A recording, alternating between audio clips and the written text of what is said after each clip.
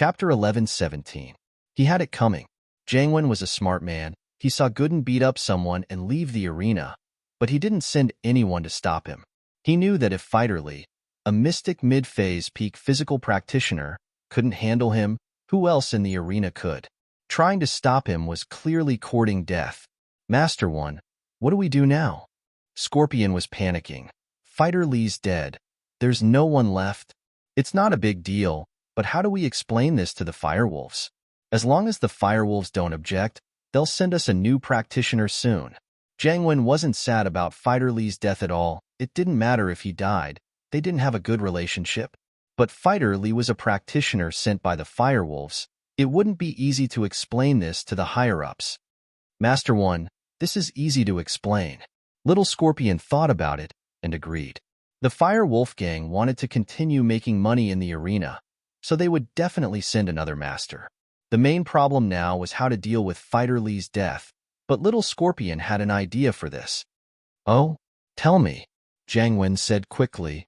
Young Master One, let's just tell the truth to the higher-ups. It's all Fighter Lee's fault. He fell in love with a girl from a good family, but he didn't expect the girl's lover to be so powerful. He came to the door and killed him with one punch. Scorpion thought for a moment and said, Master One, you still have to complain to the higher-ups about this.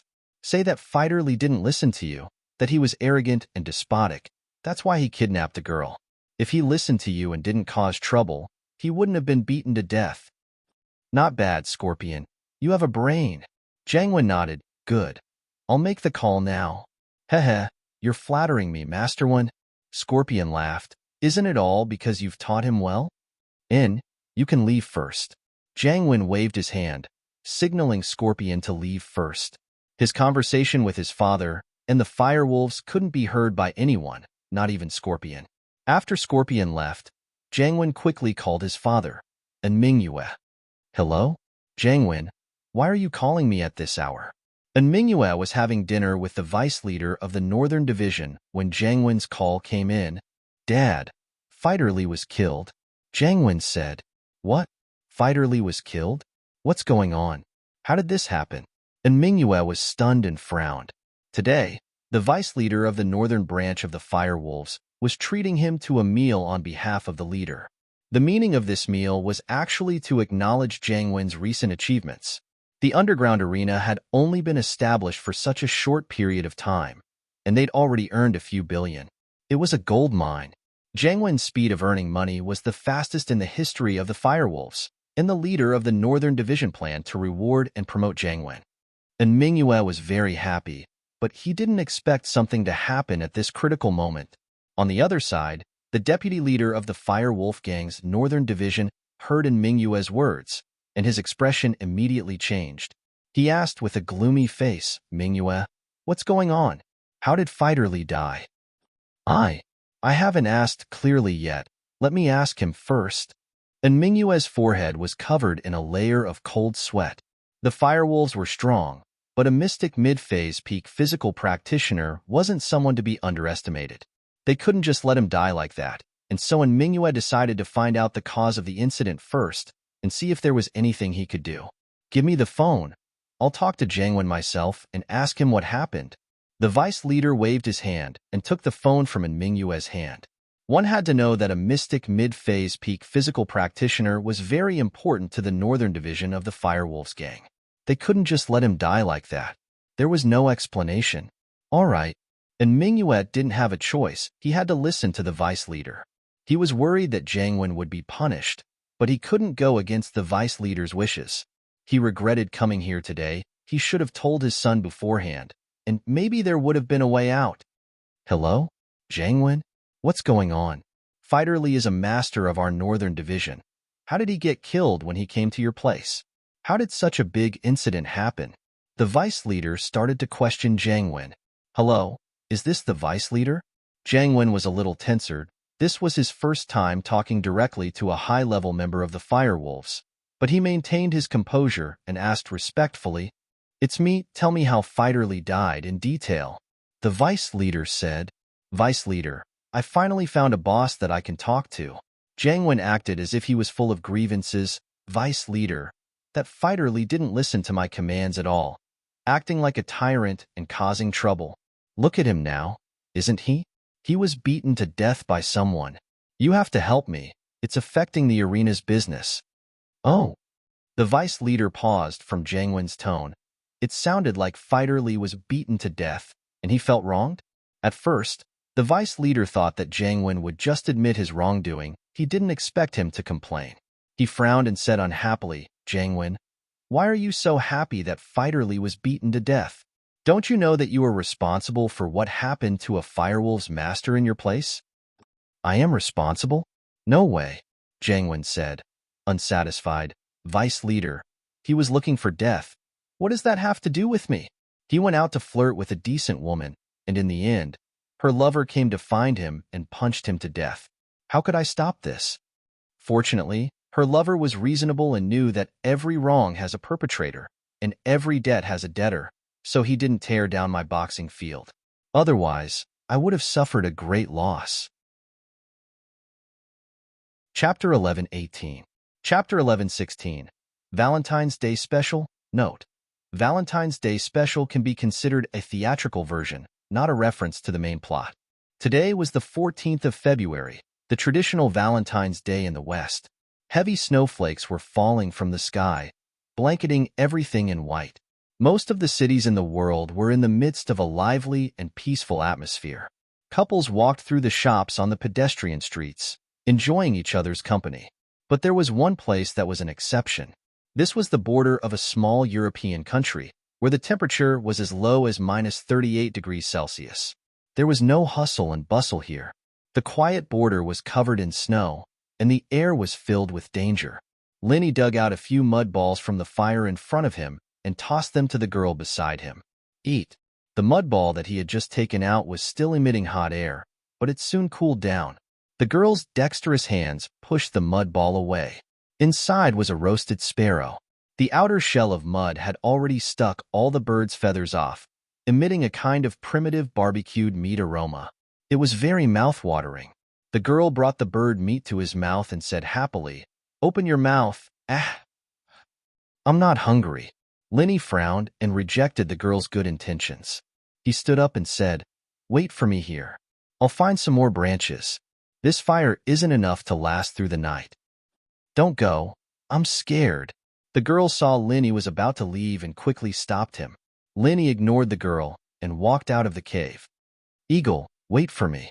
I'll help you too." The girl put down the bird meat and ran out of the cave with Lin Yi. Lin Yi's footsteps hesitated. He looked at the girl and didn't stop her. It was winter, and the ground was covered in snow. Even the branches were covered in snow, and it was hard to find them. But he didn't plan on picking them up, either. He found a tree and jumped onto it, starting to break the branches off. The girl watched Lin Yi from the side, but she couldn't help.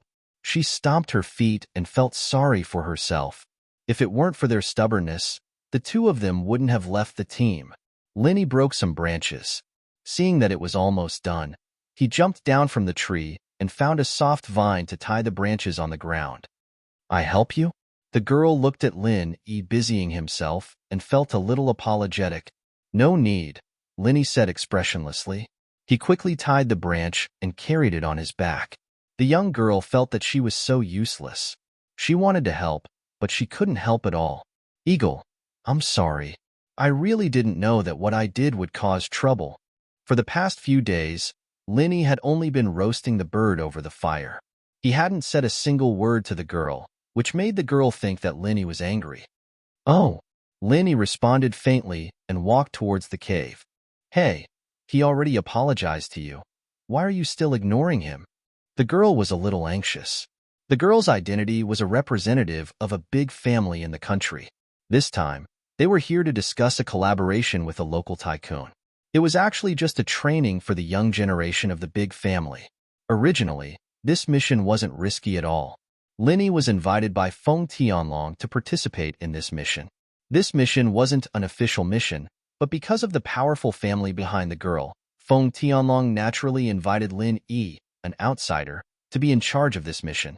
But who would have thought that after the discussion, when the group was about to enjoy the scenery at the border, something happened. At the border, they met a few poor children dressed in tattered clothes. They looked like refugees, so the girl asked the people accompanying her to give them some clothes and food.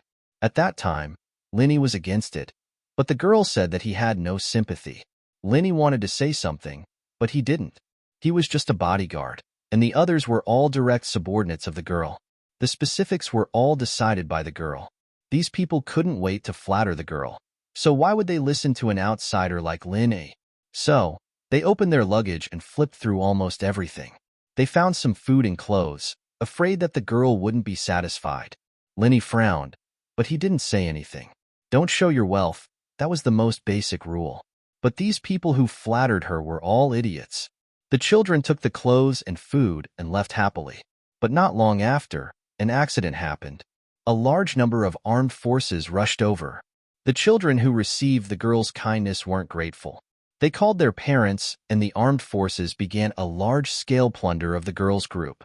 Although there were masters in the group, in front of a large number of armed forces, they seemed insignificant. The ultimate goal of the armed forces was to detain the girl's group and rob them of their belongings. Under the attack of the armed forces, many of the people who couldn't resist surrendered, and the masters from the girl's family weren't a match for the guns and cannons. But as for the life and death of these people, Lin-Yi didn't care at all. As for the things they brought, Lin-Yi didn't have the obligation to protect them. To put it bluntly, Lin-Yi was sent by Feng Tianlong just in case. When Lin-Yi came, Feng Tianlong made it clear that he was only responsible for the girl's safety. So if something happened to the girl, Lin-Yi wouldn't be able to explain himself. As for the others, if they wanted to die, they could die. Lin-Yi had always been like this. But these armed forces were obviously only interested in the belongings the girl brought. They didn't want to kill them. After they knocked or injured the people, they didn't do any further harm. Seeing this situation, Lin-Yi couldn't help but let out a sigh of relief. But he still stood in front of the girl in case of an emergency. Can you please stop? We can give you all our belongings, but please don't hurt our people. Seeing this situation, the girl blamed herself and was a little nervous. She shouted loudly to stop them. Lin-Yi frowned and wanted to stop the girl's actions, but the girl's words had already attracted the attention of the armed forces. Catch this girl. The armed forces saw the girl. Originally, they didn't notice the girl's existence during the plunder. She was the only female in the group, and in the armed forces where there were very few females, seeing a woman was like a hungry wolf seeing a real thing. The leader saw the girl's appearance and immediately had an idea. Chapter 11:19. Chapter 11:17. Valentine's Day, Special 2. The subordinates of the leader of the armed forces surrounded the girl after receiving the order. The girl didn't think that not only did her words not solve the problem, but it also brought trouble to herself. She panicked. What are you doing? I've already given you all my belongings. Why won't you let me go? The girl didn't think that these people would be so heartless. Girl, our leader has his eyes on you. If you know what's good for you, you'd better give up and come back with us. Otherwise, you'll get it. A muscular man with a submachine gun laughed coldly. Run. Lin-Yi grabbed the girl's hand and started running without saying a word. With so many armed men, it was impossible for Lin-Yi, who was only at the early phase of the golden class, to win. He could only take the girl and run. The girl was also at a loss from Lin-Yi's actions. She stumbled from Lin-Yi's pull, but Lin-Yi didn't care so much. He grabbed the girl by the waist and ran in the opposite direction. Lin-Yi didn't care what happened to the people who followed him. As long as he sent the girl back safely, he would be able to answer to Feng Tianlong. Let go of the girl if you don't want to die. The muscular man with the submachine gun behind Lin-Yi didn't think that Lin-Yi would run away with the girl. He immediately became angry and warned. Why would Lin-Yi care about him? Time was of the essence. The earlier he ran, the less danger he would be in. Run again and I'll shoot. The muscular man saw that Lin-Yi was ignoring him and was even more angry. He raised the submachine gun and aimed at Lin-Yi. Lin-Yi naturally wanted to run, but behind him came the sound of machine guns firing. Lin-Yi didn't look back. He used the warning signal of the jade pendant to dodge the bullets coming from behind. The girl didn't think that the armed men would really shoot, especially with a submachine gun. Previously, they were only using guns as a deterrent, but now, it was obvious that they were serious. Put me down. I don't want to drag you down. The girl naturally knew who Linny was. She knew that he was only here to help her family protect her. Her life and death actually had nothing to do with him. Among the people who came along, everyone treated the girl like she was a god. Only Lin Yi didn't pay attention to her at all, and occasionally said a few words of opposition. Therefore, the young girl's initial impression of Lin Yi was very bad. She felt that this person was cold and didn't know how to give in to her at all. Was he even a man? But now, her followers were either kneeling on the ground begging for mercy or being knocked unconscious. At the crucial moment, it was still Lin Yi who brought her to escape. The young girl's heart couldn't help but ripple. Won't I implicate you? Lin Yi didn't explain anything. Lin Yi was a man of his word. He would do what he promised others.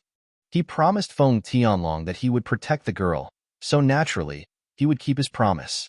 Put me down, they have guns. The young girl was a little anxious. In her mind, under the situation of the submachine gun shooting from behind, the two of them wouldn't be able to survive. It was better to put her down and let her deal with the enemies. Lin Yi didn't have the time to reply to the young girl. He had to concentrate and use the strength of the warning signal from the jade to determine the direction of the bullets behind them. If he wasn't careful, he might get shot. This wasn't just one or two shots. It was a continuous barrage of bullets. The young girl saw that Lin Yi didn't move and immediately became anxious. She struggled on Lin Yi's body and prepared to get down. Don't move. Lin Yi frowned. The young girl's soft body in Lin Yi's arms emitted a faint fragrance. It already made Lin Yi's determination waver. After all, Lin Yi was at the age where he was full of vigor. With the young girl's movement, it made Lin Yi's breathing quicken and his heart flutter. Fortunately, Lin Yi's self-control was stronger. He didn't have any dirty thoughts towards the young girl. However, the young girl's movement was already making Lin Yi unable to bear it. Put me down, the young girl said without hesitation. Don't move if you don't want to die, Lin Yi said coldly. I won't move if you put me down, the young girl said. Bang! While Lin Yi was distracted, there was a muffled sound. Lin Yi's calf was shot. Although this degree of injury was nothing to Lin Yi, the pain still made Lin Yi frown. At this moment, Lin Yi's strength was only equivalent to the early phase of the golden class. Looking at the young girl who was still moving around in his arms, Lin Yi suddenly became angry. He reached out and hit her butt. Of course, Lin Yi only wanted to teach her a lesson. He didn't want to hurt the young girl. Otherwise, with Lin Yi's strength, the young girl would probably be beaten to death if he continued hitting her. Dash! The young girl screamed. She never thought that Lin Yi would dare to hit her. Moreover, it was her butt. The young girl felt wronged. She was the little princess of her family. When had she ever been treated like this? Moreover, her butt was being spanked by a man. The young girl was embarrassed and angry. She scolded Lin Yi. Let go of me. If you don't, I will go back and sue you for being a pervert. Your mouth is on your body. Do what you want, Lin Yi said indifferently. Lin Yi didn't belong to Feng Tianlong's side. He wasn't under Feng Tianlong's control. Therefore, no matter how the young girl complained, Lin Yi didn't care. The young girl saw that she couldn't scare Lin Yi. She could only give up. She pouted and unhappily let Lin Yi carry her as he ran. Although Lin Yi's running speed wasn't as fast as a bullet, he was much faster than the big man chasing behind. In a short while, Lin Yi had already left the big man far behind. However, Lin Yi didn't slow down. Although the big man was chasing on foot, the armed men had cars. Lin Yi was afraid that they would ask people to drive after him. On the snow, running could leave footprints. No matter how far Lin Yi ran, they would be able to find him. After running for a while, Lin Yi stopped. Can you put me down now? The young girl saw that Lin Yi stopped, so she asked. Lin Yi didn't answer. He still hugged the young girl tightly. He jumped up and flew onto a tree. Lin Yi didn't plan to walk on the snow. He was prepared to jump between the trees. Only by doing this could he cover his tracks and avoid being tracked by the armed men. The reason why Lin Yi chose to jump up the tree was because there was a cliff in front of him. In this way, Lin Yi created the illusion of jumping off the cliff to mislead the armed men. The young girl didn't think that Lin Yi would jump up the tree with her. She was shocked. What are you doing? Chapter 11:20. T003 Valentine's Day Special 3. After walking for quite a distance, Lin Yi finally stopped on top of a very large tree. Lin Yi estimated that the militants should have caught up by now, and he needed to stop and take care of the wound on his calf. Although this degree of wound wasn't a problem for Lin Yi, the bullet hadn't been taken out yet. After jumping for such a long time, Lin Yi's wound had become even more serious. Lin Yi placed the girl in his arms on a tree trunk at the side. The branches of the tree were very strong, and the space on the tree was large enough to be safe.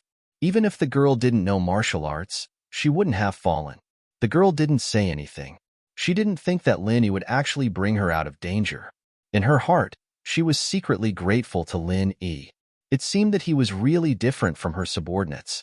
Previously, the girl thought that if she stayed and negotiated with the militants, she would have a chance of survival, but if she ran away, she would definitely be killed by those people. But now, it seemed that her worries didn't come to pass. At the same time, the girl let out a sigh of relief and said seriously, "Thank you." Lin Yi wasn't interested in the girl's gratitude.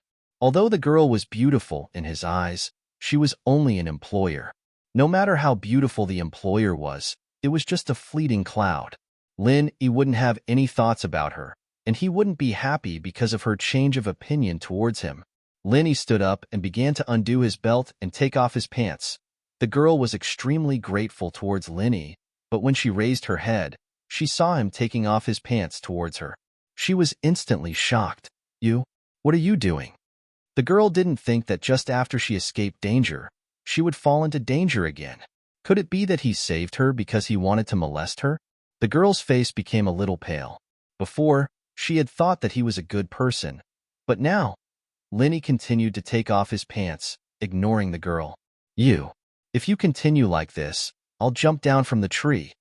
The girl was a little anxious. She had just escaped from the wolves, and now she was in the tiger's mouth. How could she be so unlucky? "I got shot in the leg, can't you see? I have to take care of the wound." Lin Yi was annoyed by the questions, and finally pointed at his calf and explained. After listening to Lin Yi's words, the girl couldn't help but be stunned. She then looked in the direction of Lin Yi's finger and saw that Lin Yi's trousers were already soaked in blood. The girl was startled and said, "You were shot? Are you all right? If you didn't move, would I have been shot?" Lin Yi rolled his eyes and said angrily, "Stop arguing. I want to take out the bullet." Oh, the girl felt guilty. It turned out that it was because of her previous struggle that Lin Yi was shot. Thinking of this, the girl's eyes were filled with deep regret. "I'm sorry. Should I help you?" "No need," Lin Yi said faintly. He took out a small knife from under his shoe and quickly dug out the bullet in his calf. Then, he took out a small bottle of powder and sprinkled it. The girl's heart skipped a beat. Just as she was about to say something, the sound of a car came from not far away. "Don't make a sound." Lin Yi waved his hand and said, "They are coming." The girl nodded and held her breath subconsciously. But fortunately, the car just circled around and left. They didn't find anything wrong. They didn't even get close to the tree. They left. The girl looked at Lin Yi carefully. And Lin Yi responded and put on his trousers. "Then, let's go back?" asked the girl. "Go back where?" "Your people have probably been captured by them. If there are no accidents, they will use these people as hostages to negotiate with the local government and ask for a ransom." Lin Yi said faintly, "You will be captured when you go back. Then will we always be on the tree?" The girl's face was a little strange. "We can't go down for the time being." Lin Yi shook his head. "Not yet? Didn't they leave?" the girl asked with some doubts. "They will come back," said Lin Yi. After listening to Lin Yi's words, the girl was slightly stunned. She felt a little unbelievable, but she still nodded and didn't refute. In her opinion, Lin Yi shouldn't harm her. Sure enough, about 10 minutes later, the jeep that had left before drove back again. It wandered around for a long time before stopping under a nearby tree. The girl's eyes widened. Lin Yi was right. These people actually came back. If it were me, I would have thought that the danger had disappeared and I would go down from the tree. Now, I would have been discovered. Where did they go? Did they really jump off the cliff? The leader of the militants came down from the jeep. His face was a little sinister, and he looked around angrily. Then he said, "Search, continue searching for me. I haven't seen such a beautiful girl for a long time. Leader, I suspect that they have jumped off the cliff. There are no footprints nearby." The man with the submachine gun said carefully, "I told you to search." The leader of the militants said with some unwillingness, "If they are alive, I want to see them. If they are dead, I want to see their bodies. You must bring that girl back for me. After I'm done playing with her, I'll let you play with her." Yes. When the man heard the leader's promise, he immediately became spirited and said, "I'll go around to the bottom of the cliff to take a look." The girl's face was very pale, full of shame and anger. She didn't expect these people to be so shameless. Fortunately, Lin Yi was by her side. Otherwise, her innocence might have been ruined here. Lin Yi was right. It was impossible to reason with these militants. In their eyes, there was no reason at all. The girl faintly sighed. Fortunately, she had Lin Yi by her side. Otherwise, the people who followed her seemed to be loyal. But in fact, they only knew how to flatter and would drop the ball at the critical moment. "We can go now." Lin Yi looked at the jeep in the distance and let out a sigh of relief. The warning signal from the Jade had disappeared. This meant that these people wouldn't be coming back in a short period of time. Oh, the girl had learned her lesson and nodded obediently. This time, Lin Yi still didn't choose to go down the tree. It seemed that this area was still within the armed forces' territory. Since their search could extend to here, there was no guarantee that they would come back again. So, in order to avoid trouble, Lin Yi decided to continue to move forward on the tree. The wound on his leg had already started to heal. Jumping between the trees was not a difficult thing for a person with the strength of the early phase of the Golden Class. Chapter 11:21 T004 Valentine's Day Special 4-inch Eye. The girl blushed. She had never been so close to a man before. However, she knew that she was not a cultivator. Her bloodline was not suitable for cultivation, so it was impossible for her to jump from tree to tree. If she wanted to move forward, she still had to rely on Lin Yi. However, it was indeed a little embarrassing to be carried by Lin Yi. The girl was also afraid that it would be inconvenient for Lin Yi to carry her, so she hesitated and said, "How about you carry me on your back? Heh, okay?" This was the first time Lin Yi smiled after facing a formidable enemy. The girl was stunned. "You can still smile? I thought you didn't know how to smile. You were born with a cold face." The girl's relationship with Lin Yi was not good before because Lin Yi was the only follower who did not flatter her. Moreover, no matter what the girl suggested, Lin Yi would object most of the time. From his point of view, the purpose of this trip to a small European country was to complete the business negotiations. Other than that, everything else was unnecessary. Therefore, the girl thought that Lin Yi was a person who did not understand human emotions. He always put on a fierce poker face and did not know how to be flexible. But now, the girl finally understood that what Lin Yi said before was for her own good. In this kind of foreign country, her follower had no experience at all. Obviously, Lin Yi had a lot of experience. Just like before, if she had listened to him and not exposed her wealth, she would not have gotten herself into trouble. Lin Yi did not answer the girl. Instead, he turned around and let her lean on his back. Although 16 years old was not very old, the girl's chest had developed well. When she leaned on Lin Yi's back, it was inevitable that her chest would press on Lin Yi's back. This made the girl very shy. But in this situation, she could not care so much. Just as Lin Yi said, if those people found out, the girl's chastity would be lost even if she did not die. Therefore, the girl only hesitated for a moment before leaning on Lin Yi's back and hugging his neck. When Lin Yi stood up, he inevitably had to support the girl's buttocks. Otherwise, if the girl directly hung on his body, Lin Yi would suffocate. The girl's face suddenly turned red, but she was behind Lin Yi, so Lin Yi could not see it. Although the girl's buttocks felt good and he could feel the softness of the girl's chest on his back, Lin Yi could not think so much at this moment. It was more important to escape. Lin Yi crossed many trees again. After about half an hour, Lin Yi stopped and jumped down from the tree. At this moment, Lin Yi had run very far away. There was a mountain range in front, and they should be out of the armed forces' territory. Linny put the girl down. It's about time. We should be out of the enemy's range. Do you have a phone on you? Contact the embassy and ask someone to send a plane to rescue us. Mine is in my backpack. I don't have it with me. Don't you have it with you? The girl was put down, but her face was still red. Just now, when she leaned on Lin Yi's shoulder, the strong masculine scent made her heart beat faster. Linny frowned. He took out his phone and looked at it. He said faintly, "My phone has no signal here. Only your satellite phone can talk." Lin Yi brought a domestic phone, which could use the local communication network. However, they were now at the border. This should be a blind spot. Only the satellite phone could communicate with the outside world, but the girl did not bring it with her. The girl was shocked, and then an apologetic expression flashed on her face. I don't know. The satellite phone is too heavy. I thought everyone's phone could use it, so I put it in the suitcase. I'm sorry. Linny shook his head. It was probably the girl's first time out. She was inexperienced, so he did not say anything more. After all, everyone's phone had a signal. The girl did not think that the satellite phone would be useful. Satellite phones were bigger and heavier than ordinary phones. It was not convenient for a girl to carry it around. My phone has a GPS function. I can only wait for my friend in China to locate us and find something wrong. Then, he will come to rescue us. Linny was not worried. He turned on the phone's GPS. This was basically a passive location. He could not take the initiative to send the current information back. Thank you. At this moment, the girl sincerely expressed her gratitude to Lin Yi. No need, Linny said faintly. There is a cave in front. Let's go take a rest. I will go find something to eat.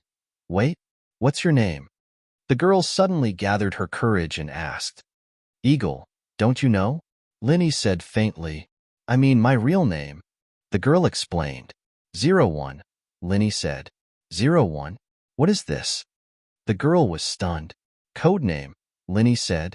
If you don't want to tell, then I won't tell. The girl pouted. She was a little unhappy. My name is Yuning. Oh, Linny replied before turning around to look for food. They must be prepared as soon as possible. It was not certain when the rescuers would come. If they were not well prepared, they were likely to die here. The cave was very shallow, and one could see what was going on outside just by sitting inside. The girl hugged her legs and curled up in the cave, quietly watching Lin Yi's silhouette walk away.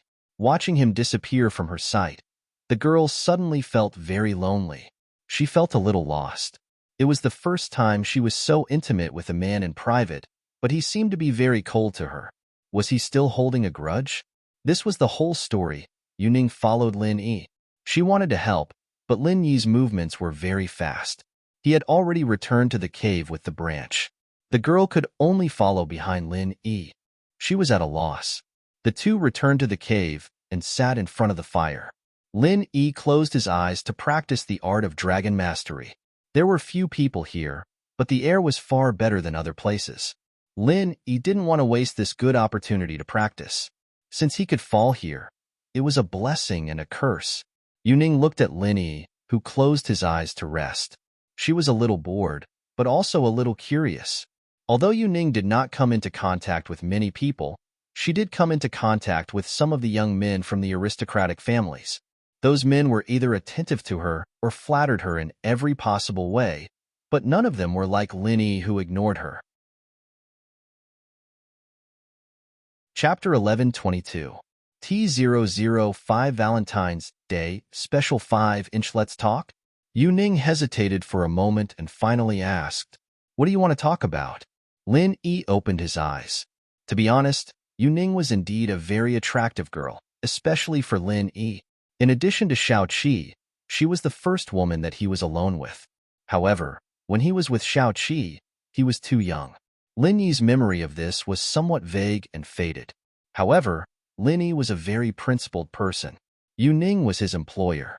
Lin Yi would not let their relationship go beyond half a step. It was not in line with Lin Yi's style. You must have experienced a lot of interesting things. Can you tell me about it? Lin Yi's alertness and decisiveness made Yuning deeply curious. Yuning thought that he must be a person with a story. Although he looked about the same age as her, He must have had an unusual life. No. Lin Yi flatly refused Yu Ning's question. Yu Ning was a little annoyed.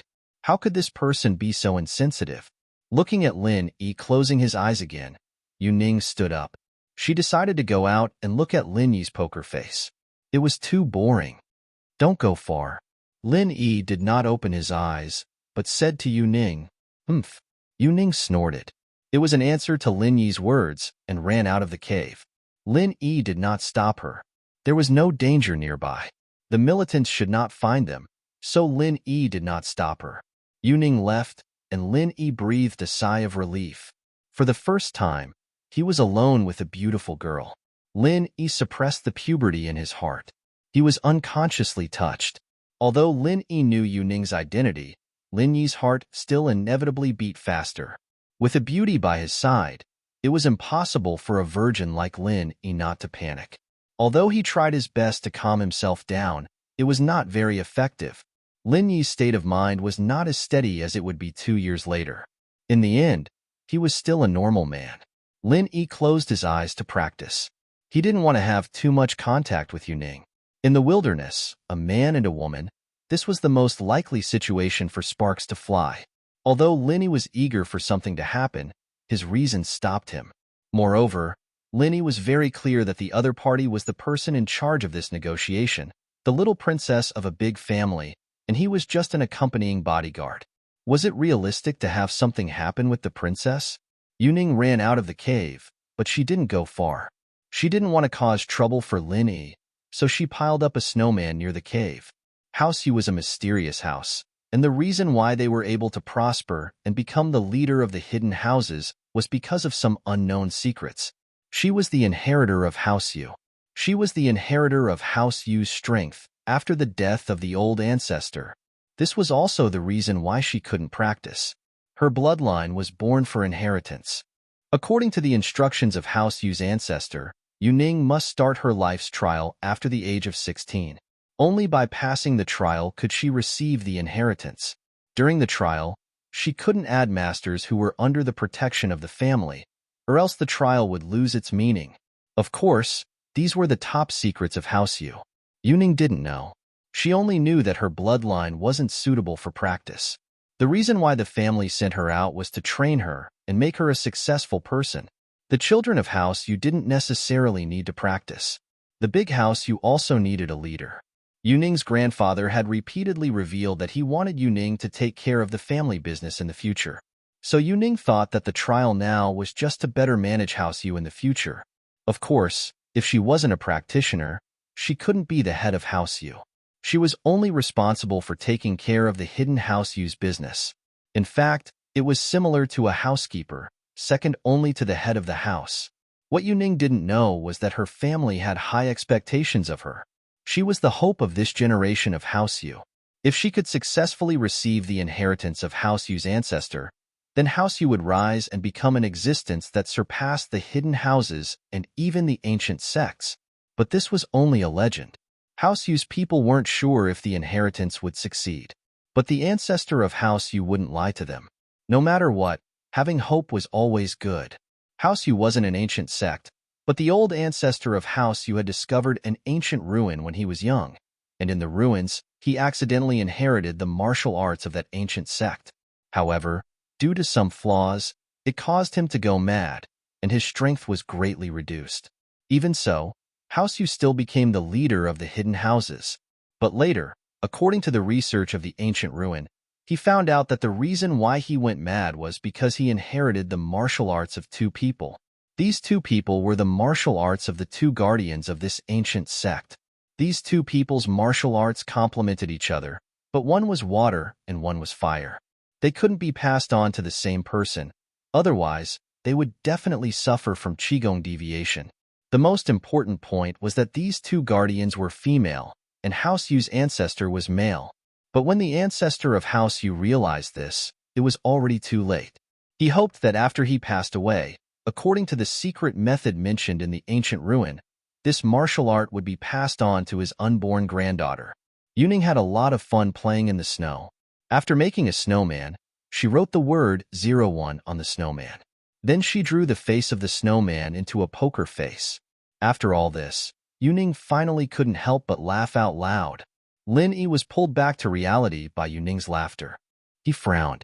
This laughter made Lin Yi a little upset. At this age, his resistance to girls was very poor. Lin Yi didn't want to think about Yuning, but in his mind, he couldn't help but think of Yuning's face. Opening his eyes, Lin Yi frowned and pretended to be unhappy. What are you laughing at? Haha, come and see. Yuning pointed to her masterpiece and winked at Lin Yi. Lin Yi got up and walked out of the cave. When he saw Yuning's snowman, he couldn't help but smile. He didn't expect Yuning to make such a snowman, but it was quite a good image. It's okay, Lin Yi said faintly. Of course, I am Genius Ning. This is Genius Ning's masterpiece. Yuning got Lin Yi's affirmation and was very happy. However, after Lin Yi finished this sentence, he turned back to the cave. In Lin Yi's heart, there was a kind of vigilance and rejection of Yuning. He warned himself not to get too close to her, otherwise, if something happened, the old man would definitely not forgive him. Chapter 11:23 T006 Valentine's Day Special Chapter 6 I'll kick you to death. Kick you to death. Who asked you to ignore me? Yuning obviously thought that the snowman was Lin Yi. How could a 16-year-old girl be so shrewd? All emotions were shown on her face. This was also the most impulsive age. The more indifferent Lin Yi was, the more Yuning was unwilling. Why? Even if you are here to assist House Yu in these negotiations, you don't have to act so high and mighty, right? After breaking the snowman, Yuning was a little distressed. She wasted half a day's effort, and now she broke it on impulse. It was a bit of a pity. House Yu was located in Yinjing, where it rarely snows. Yuning rarely saw snow, so she had a lot of fun. Although the snowman was broken, Yuning didn't want to build it again. Instead, she wanted to play other games, leaving footprints in the snow. Although it was very cold outside, Yuning still had a lot of fun. Her little face was red from the cold, but it was the first time she played with such abandon, carefree. At home, if Yuning wasn't learning the four arts, she would be learning the management of her family. There was no time to play at all. Lin Yi didn't eat anything. He just stuffed the leftover bird meat into his mouth, but when he was practicing, he didn't need to eat too much. In the blink of an eye, it was evening, and it was dark outside. In the distance, there were a few howls of wolves. Yuning was a little scared, so she ran back to the cave. But her whole body was frozen. It's so cold. Yuning put her hand on the fire and warmed herself. Lin Yi opened his eyes, picked up a few branches and put them in the fire, making the fire a little bigger. Yuning looked at Lin Yi's cool poker face, and a trace of slyness appeared in the corner of her mouth. It seemed that he still cared about her. When she was warming herself, he helped her add firewood. He must be afraid that she was too cold. In fact, Lin Yi was not wrong to care about her. He just didn't want to express it. This is the first time I spent the night alone. Yuning looked at the burning fire and felt that it was very novel and exciting. In her past 16 years of life, she never thought that she would spend the night in a cave. Lin Yi was stunned. He pointed at himself and shook his head with a bitter smile. Alone? Am I not human? Little girls from large clans really have strange thoughts. Yuning saw Lin Yi's stunned expression. She also thought that there were some mistakes in her words. Embarrassed, she said, I mean, spending the night with a stranger. No, not a stranger. It means spending the night with a boy. Looking at Yuning's incoherent look, Lin Yi faintly smiled. Yuning's pretty face reflected by the fire was more beautiful than during the day. This scene was indeed very romantic, and Yuning's words made people's imagination run wild. Lin Yi sighed slightly and tried to restrain his emotions. He said, Nothing, are you hungry? I'm not hungry, I'm a little sleepy. I want to rest for a while. Yuning shook her head. At this time, not far from the cave, there was the sound of a wolf howling. During the day, the frontier fortress was very quiet, but at night, all kinds of beasts came out. I'm a little scared. You will be by my side to protect me, right? Yuning subconsciously shrank her body in front of the fire. She was just a 16-year-old girl. How could she have experienced such a scene before? Indeed, spending the night in the cave in front of the fire was exciting and romantic. But if there were beasts nearby, then the romance would turn into fear. There is a fire here. The wolves will not come in, Linny said faintly. If the wolves were not hungry or for a reason, they would not easily get close to the fire. Linny had the experience of surviving in the wild and naturally knew this. Oh, Yuning nodded. At night, Lin Yi would not fall asleep. He was always in a state of cultivation. So if a beast really entered the cave, Lin Yi could respond immediately and kill the beast. Yuning sat in front of the fire and fell into a deep sleep. She was too tired. Before, it was a thrilling escape, and after that, it was a crazy play. This required physical energy, so Yuning quickly fell asleep. She didn't know how long it took, but Yuning felt very uncomfortable. Her whole body was cold, and she kept shivering. Did the fire go out? Yuning subconsciously opened her eyes. Yuning's slight movement had already made Lin Yi return to reality from his cultivation. Seeing that Yuning woke up, Lin Yi did not care and closed his eyes again. So cold. I'm so cold. Yuning found that the fire was not extinguished, but her body was cold. Lin Yi opened his eyes again and looked at Yuning strangely. Lin Yi did not feel cold. On the contrary, with the fire burning, Lin Yi felt very warm. But because of this, Lin Yi felt that something was wrong. What's wrong with you? Lin Yi stood up and walked to Yuning's side. I'm so cold. Yuning shivered with cold.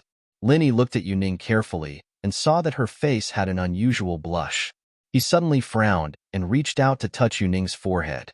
Although Yuning was very cold and uncomfortable, she was awake.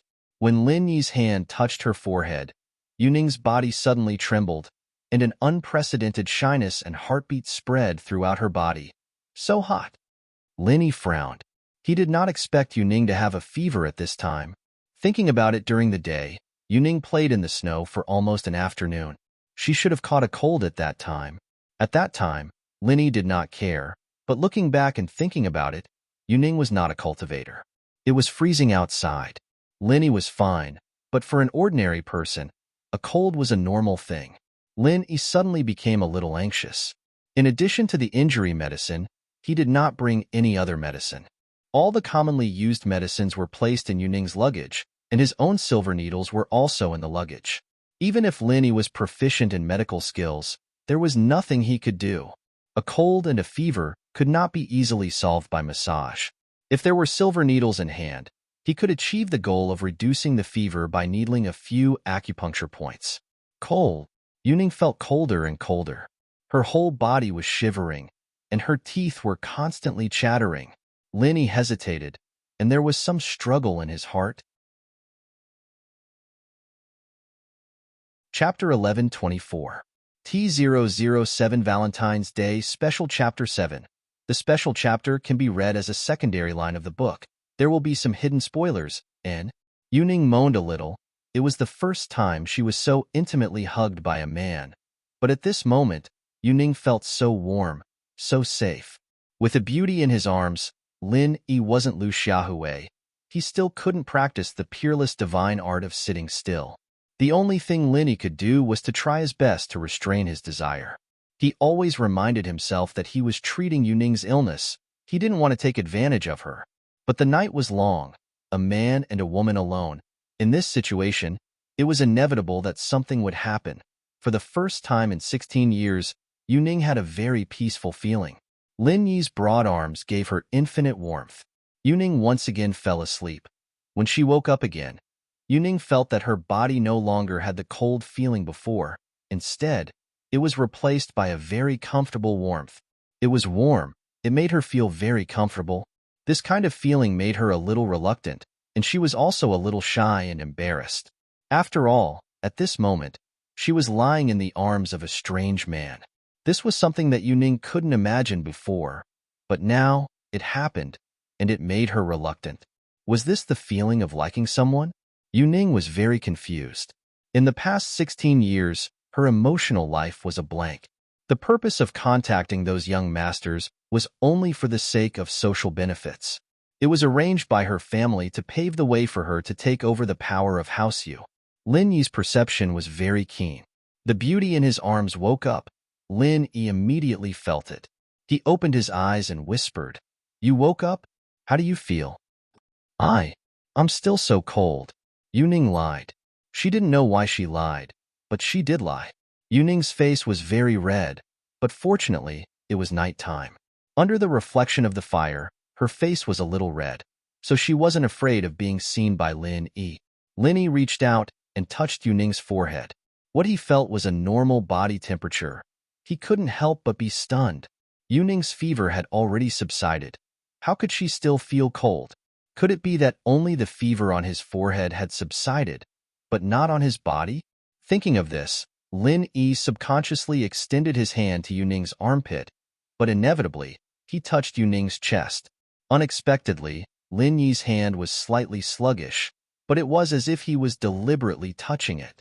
Yuning snorted, and her face became redder, but she didn't say anything to stop it, nor did she make a move to stop it. The electric shock made Yuning have an unprecedented feeling, and her breathing became rapid.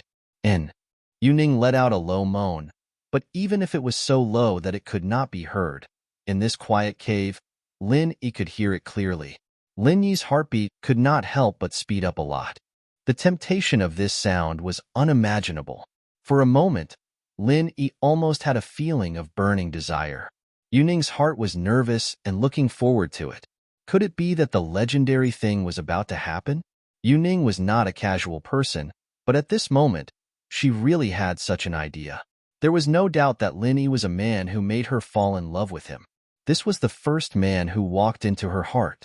Before, Yuning's impression of Lin Yi was undoubtedly very bad. Lin Yi's coldness and indifference made Yuning very uncomfortable. From the beginning of joining the team, Lin Yi had always been indifferent to Yuning. But even more, when Yuning proposed some action plans, Lin Yi always sang a different tune to her.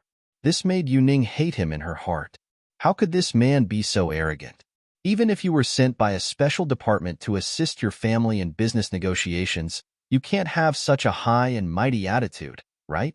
Don't you know how to be tender to the fairer sex? Yuning viciously guessed that Lin Yi must be gay, and there was a problem with his sexual orientation. However, the facts later proved that Lin Yi was a great and extraordinary man. His judgment was always right, and when she was in danger, he was the first to protect her without any regard for his own safety. Even when he was shot because of her willfulness, he still did not have any complaints. At this moment, Yuning was moved. She didn't know if this was love, but sometimes love was so simple. Love and hate would change in an instant. The hate from before would turn into love. The moment Su Xian saved the white snake fell in love with Su Xian. So at this moment, Yuning also fell in love with Lin Yi. Perhaps at the age of 16, her feelings were not mature, but she dared to love and hate, regardless of the consequences. Yuning forgot about the family behind her and forgot the expectations of the Yu family for her. Time only stopped at this moment. She hoped to always rely on the arms of Lin Yi to make her feel happy and at ease. However, Lin Yi's hand, at this time, pulled away, which made Yuning's heart feel a little lost. She wanted Lin Yi to continue, but she was too reserved to say it. "Hug me. I'm cold." Yuning lied again. Yuning's words undoubtedly made Lin Yi's mind more impulsive and unclear. Lin Yi didn't care whether Yuning was cold or not.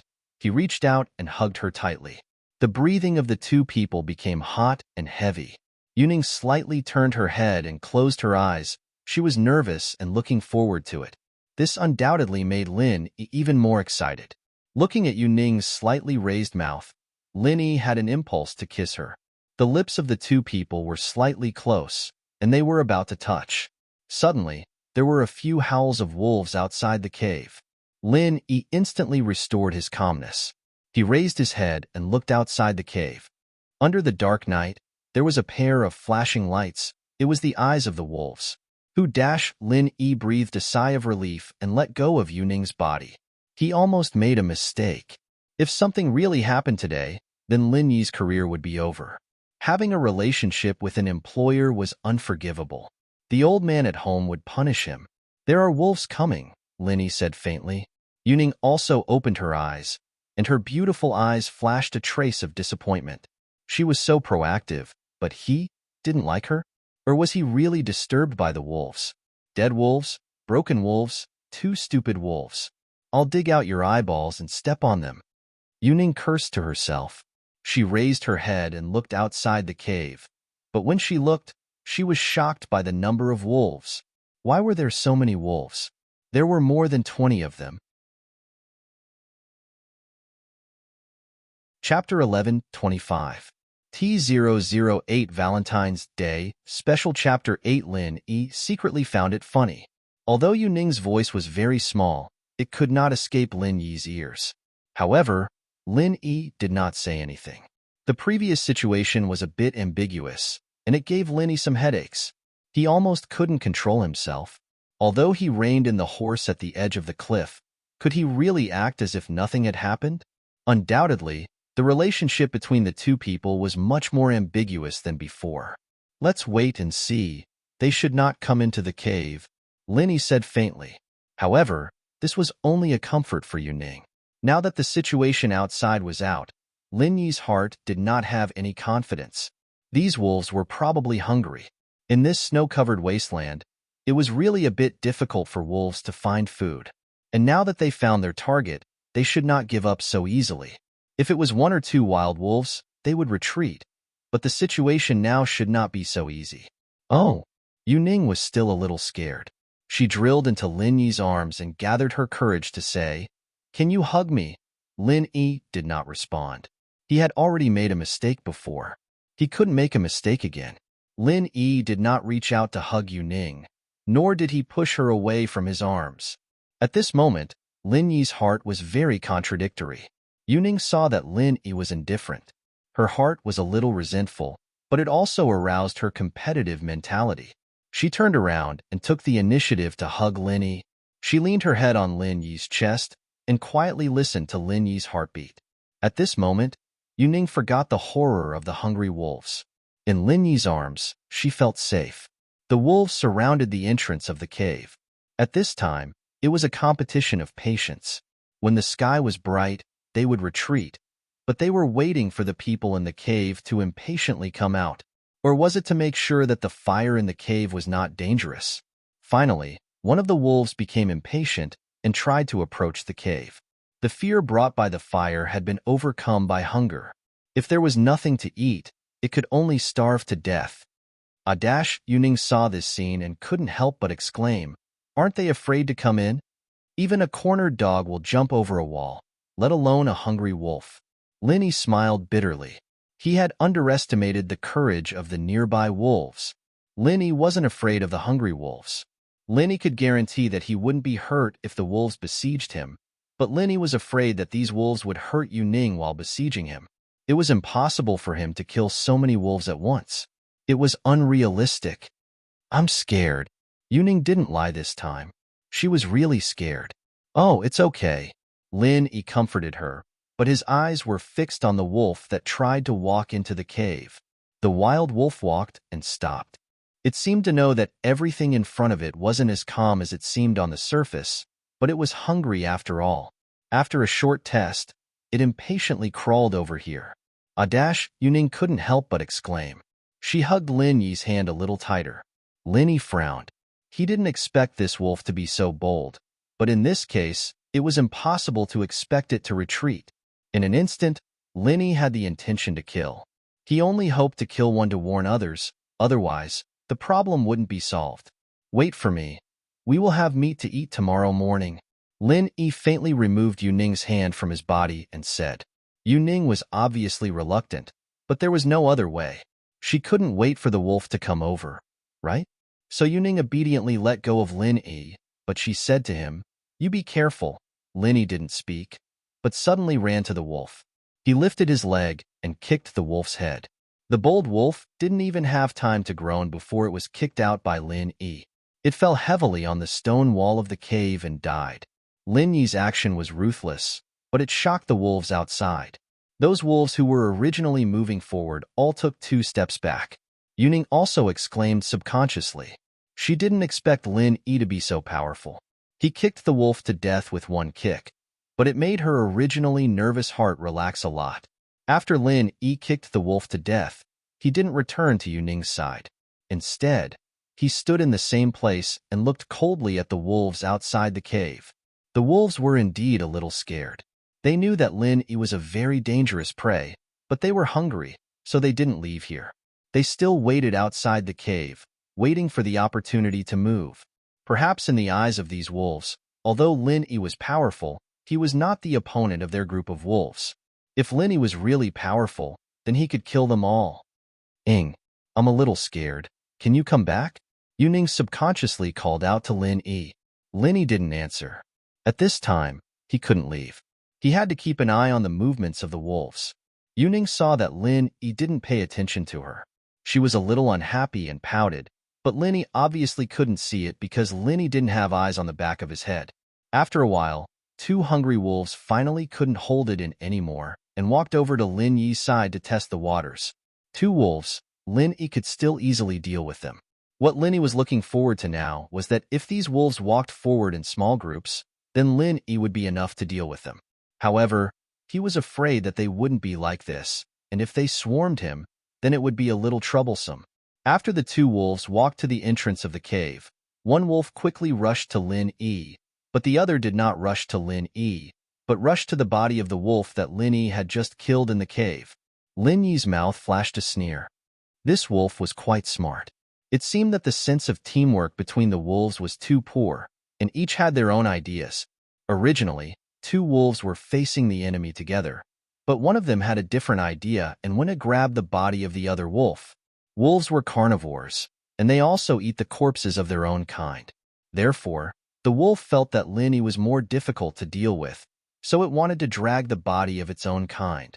However, how could Lin Yi let it succeed? Lin Yi first took care of the hungry wolf that pounced at him with a single punch, and then with lightning speed, he took care of the wolf that went to drag the corpse of its own kind. Lin Yi sneered and piled the bodies of the three wolves together.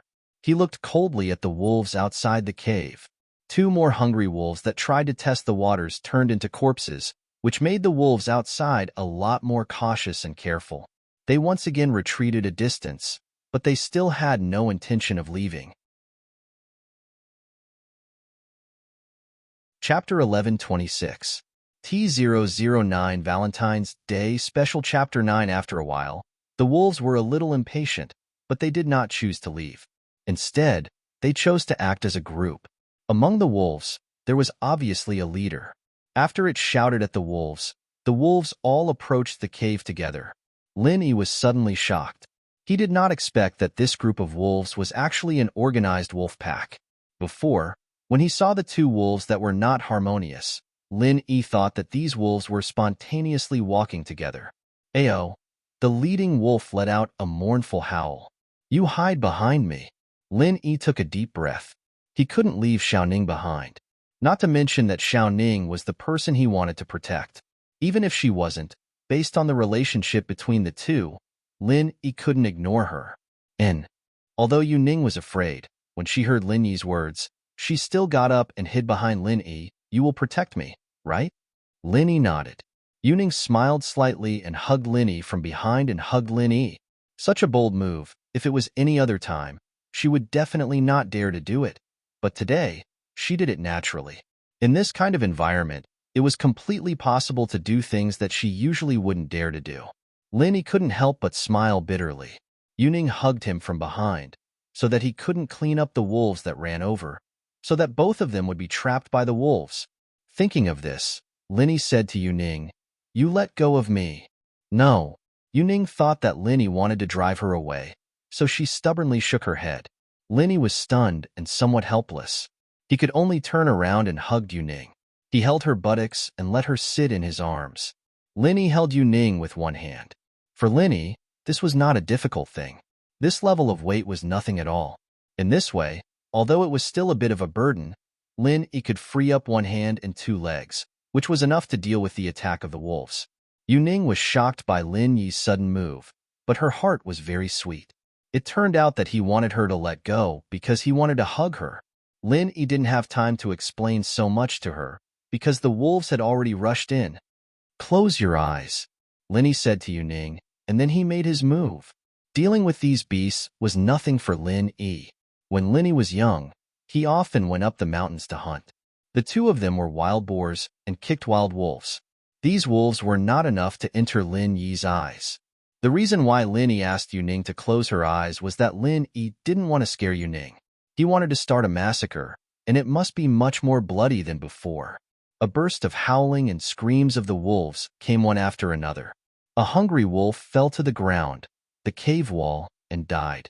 In the blink of an eye, most of the wolves were dead or injured. The leading wolf finally couldn't stand it anymore. It howled loudly and led the remaining wolves to quickly evacuate the cave. In the blink of an eye, they ran away. In their view, Lin Yi was already in existence like a natural enemy. They couldn't defeat him. Staying was just sending themselves to death. If they didn't run now, when would they? Okay, you can open your eyes, Lin Yi said. Is it over? Yu Ning opened her eyes, but she saw the dead bodies of the wolves in the cave. She was suddenly shocked. You killed them all? Some ran away. If Lin Yi wanted to kill them all, it wouldn't be difficult. It was just that he was holding Yu Ning, so it was somewhat inconvenient for him to move, so he let the wolves go. In fact, Lin Yi didn't have any hatred with these wolves. They came to him purely out of instinct. Lin Yi couldn't lower himself to a group of animals. Killing these wolves was enough for him, and Yu Ning to eat for a few days. There was no need to kill all the wolves. I knew that you would protect me regardless of your own safety. Yu Ning smiled sweetly and said happily, if you die, I won't be able to explain. Lin Yi knew what Yu Ning meant, but Lin Yi couldn't let the situation develop. He could only say so. Yu Ning's expression was gloomy. She licked her lips, but in the end, she didn't say anything. Lin Yi put Yu Ning on the ground. Although Yu Ning was unwilling to let go of Lin Yi's neck, Lin Yi was half squatting there. He didn't intend to continue to hold her. Yu Ning was not willing to be outdone. She was stiff on Lin Yi's body.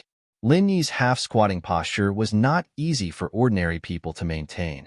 After a while, his legs would be sore, but it was nothing for Lin Yi. It was much easier than when he was a child. In the end, Yu Ning finally couldn't hold it anymore. She first compromised and came down from Lin Yi. She said with some complaints, "You are so cruel." Lin Yi didn't say anything. He turned around to deal with the bodies of the hungry wolves in the cave and piled them together. I want to go to the toilet," Yu Ning suddenly said. "Oh, then I will go out." Lin Yi turned around and walked out of the cave. "No, I want to go outside. This is a place to live," Yu Ning said. "Oh, then you go out. I won't go out of the cave." Lin Yi turned and walked back into the cave. "But I am afraid. You accompany me." Yu Ning's current mentality was similar to other girls in their rebellious period. The more Lin Yi avoided her, the more unwilling she was. She couldn't care so much and became more bold. "It's okay. You can just dig out their eyeballs and step on them." Lin Yi couldn't help but tease her. Yu Ning was stunned. She immediately thought of her own bold words. She didn't expect that she was talking to herself in such a small voice, but Lin Yi actually heard it. Yu Ning suddenly felt embarrassed, but then she thought, so what if he heard it? Anyway, she was bold enough. She wasn't afraid of what Lin Yi would think, so she said, "I mean, you kill them, then I will step on their eyeballs." Lin Yi was speechless for a while. Sometimes there was no reason to talk to a girl. "Then let's go. I won't look at you." Yu Ning frowned and didn't say anything. She hoped that Lin Yi would peek at her. Although it would be a little shy, at least it proved that Lin Yi was interested in her. Out of the cave, Yu Ning found a tree root, untied her pants, and let out water. The sound of water made her blush. She looked at Lin Yi not far away, but found that he was looking in the opposite direction from her. This made Yu Ning a little lost. Did he really not feel anything for her?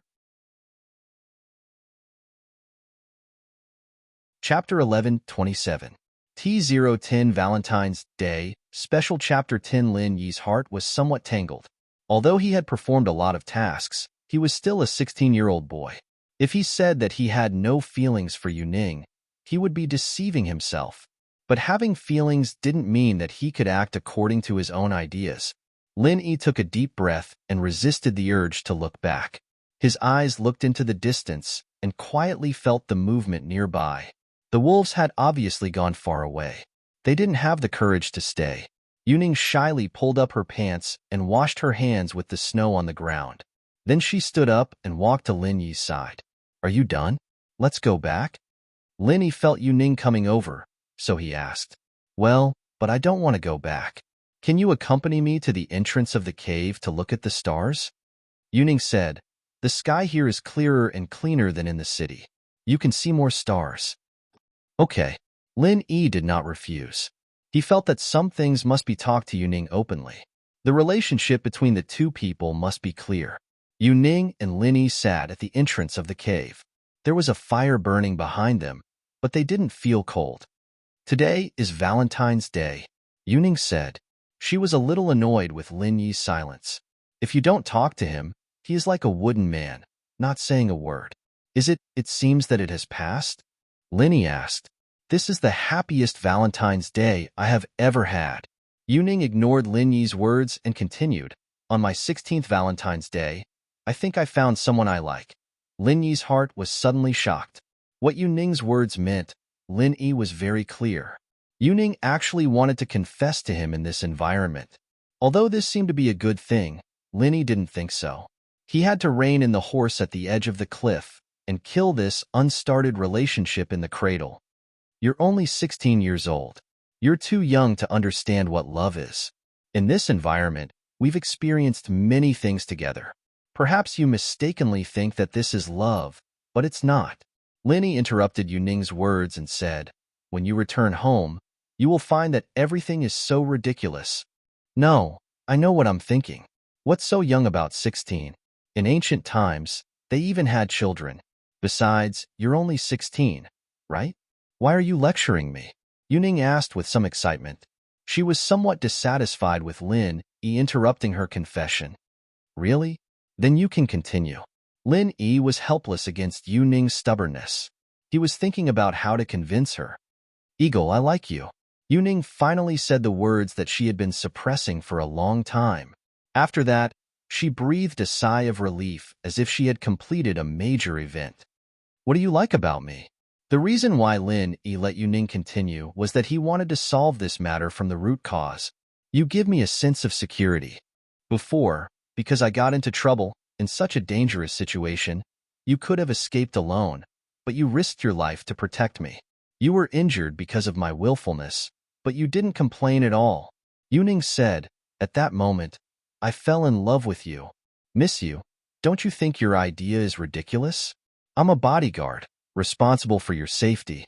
If it was someone else, they would do the same. My duty is to be responsible for my superiors. What does it have to do with me risking my life to save you?" Lin Yi said coldly. "In other words, if the object of my protection was not you, I would also do the same. That I don't care. Anyway, you are the first man to walk into my heart in 16 years, and you will definitely be the last." Yuning shook her head stubbornly. "I just like you. When I go back, I will tell my mom and dad. Let them contact your superiors and ask you to come and protect me." "Oh, that's good. Wait until you can come and talk." Lin Yi was full of confidence in this. If he was Feng Tianlong's subordinate, he would have some concerns, but he and Feng Tianlong were in an equal relationship. Lin Yi only assisted Feng Tianlong's department to do some things, but to say that he ordered him, that was impossible. Yuning also heard something, but she didn't give up. "If that doesn't work, then every time there is a task, I want you to accompany me." "Well, whatever you want," Lin Yi explained helplessly. "But what I want to tell you is that people like us can't have love. I can die at any time. I can't give you what you want. If you are wise, you should give up quickly. This is good for both you and me. I won't let go. In the future, I won't allow you to do such a dangerous job. Why don't you resign and accompany me?" Yuning said overbearingly. "Oh well, I don't like you. I have a girlfriend." Lin Yi really had no choice but to say so. Yuning was silent. Lin Yi's explanation made her a little overwhelmed. If Lin Yi simply refused her love, then Yuning didn't care. But Lin Yi said that he already had a girlfriend. What hope did she have? "Okay, that's all I have to say. Don't mention this topic again." Lin Yi saw that Yuning was silent and suddenly breathed a sigh of relief. It seemed that his words had some effect. "No," Yuning suddenly exclaimed. "You are lying. Didn't you say before that people like you can't have love? Then where did you get a girlfriend?" Lin Yi didn't expect his own reason to be so contradictory. He suddenly felt a little embarrassed. However, in this case, the more he explained, the worse it would get. Linny helplessly turned his head and ignored Yuning. After a while, Yuning saw that Linny still turned his head and ignored her.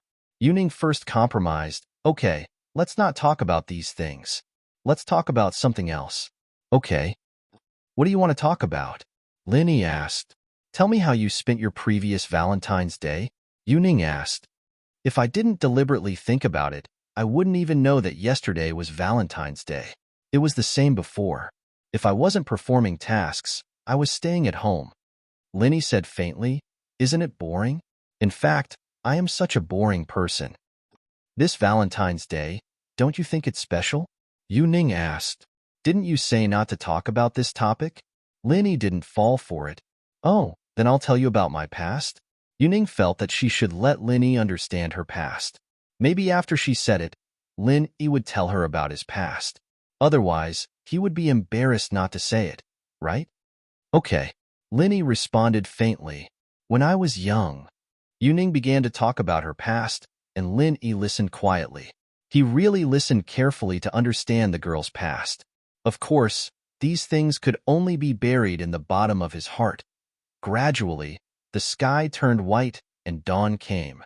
And Yuning was also sleepy, and gradually fell asleep in Lin Yi's arms. Lin Yi didn't refuse, but quietly enjoyed this moment of warmth. This Valentine's Day, Lin Yi would always remember it in his heart and never mention it again. Chapter 11:28. Guaranteed Success, Vice Leader. He's a mystic mid-phase peak physical practitioner. Why would he listen to me? And when he came, you guys told me that he was here to help me, but he wasn't my underlings, so my words were useless. Jiangwen smiled bitterly. I found him a lot of girls, but that Fighter Li is a psychopath and he likes good girls. He wanted to force them to be his concubine, but unfortunately, that girl's lover is also a master, and he killed him with one punch. Jiangwen, you're not lying, are you? The deputy leader frowned. He always felt that killing Fighter Li, who was a peak middle phase mystic class master, with one punch was a bit unimaginable. Vice Leader, I wouldn't dare lie to you. I have the surveillance video of the whole process. I can send it to you immediately, Jiangwen said quickly. Okay, send it to me then. The Vice Leader saw how confident Jiangwen was, and guessed that he probably wasn't lying. He didn't know that Jiangwen was actually exaggerating, but from the video, he couldn't tell. After all, Fighter Li was already dead, and the dead couldn't tell the truth. All right, Jiangwen said. Vice Leader, what about my arena here? I can't do without someone holding the line. What if there's someone I can't handle? Don't worry, I'll report this to the leader, and we'll send another master as soon as possible, the Vice Leader said. But try to find out who the person who killed Fighter Li is, and how strong he is. Vice Leader, if you send another person, he won't be as arrogant as Fighter Li, will he? If he causes trouble again, I can't do anything about it. Jiangwen smiled faintly. You don't know. Songshan is a place with crouching tigers and hidden dragons. There are a lot of masters, and if he causes trouble, he'll be easily killed. I'll think about that, the new master. I'll order him to listen to you, and not let him cause trouble, the Vice Leader said. Then I can still restrain them. Jiangwen was overjoyed. This was exactly the effect he wanted. He had a master by his side, and if he couldn't order them around, it'd be very annoying. Now that Fighter Li was killed, Jiangwen was in control again. So he continued, Vice Leader, and the person who killed Fighter Li, I suggest that we stop investigating. This kind of person could kill Fighter Li with one punch, a mystic mid-phase peak master. You can imagine how strong he is. It's better not to make enemies with this kind of person, since he's only here to seek revenge from Fighter Li. Then with Fighter Li dead, he shouldn't be looking for trouble with the boxing field anymore. Why bother provoking him? You're right, if he really did kill Fighter Li with one punch, then he'd be at least a mystic late phase, maybe even an earth class. Someone like that, if we don't have a deep grudge against him, it'd be best if we don't make an enemy out of him. However, Fighter Li's death would have been in vain. The Vice Leader thought that Jiangwen's words made sense. He deserved his death. We don't need to avenge him. My main goal is to make money. If I get into trouble like this, then how can I open this boxing field? Jiang Wen didn't care at all about Fighter Li's death, and he didn't even think about avenging him. Jiang Wen, on the other hand, felt that it was best not to involve the boxing field. I'll discuss this with the leader first. After all, he's from the Firewolves gang. If he died for nothing, then wouldn't it seem like we're afraid of him? If word got out, it'd affect our reputation. The vice leader sighed and said, it'd also disappoint the brothers of the Firewolves gang.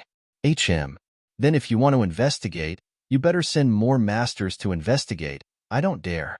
You know that I'm just a normal person. I can't participate in a fight between masters like this. Jiang Wen really didn't want to make enemies for Fighter Li. He was living quite a carefree life now. He had 2 kidneys, and he could be considered a complete person. He was doing business every day, and other than getting Meng Yao, Jiang Wen didn't have anything else to ask for. So Jiang Wen didn't want to go against those masters at all. That's fine. You should focus on running the boxing field. The leader and I will investigate this. The vice leader said. After hanging up, Jiang Wen finally breathed out in relief. It seemed like he had successfully removed the responsibility. Since there was no evidence, he'd just push all the blame onto Fighter Li. Jiang Wen didn't object when Fighter Li wanted to make Yuan Yuan a concubine, but Fighter Li didn't investigate Yuan Yuan's background clearly. Jiang Wen made a call and called Scorpion in. Master Wan, you're looking for me? Scorpion asked respectfully. Yes, I'll tell you. I've already told the vice leader about Fighter Li, and now we're on the same page. Jiang Wen said and told Scorpion what he said before. Did you hear that? If the higher-ups investigate, you tell them.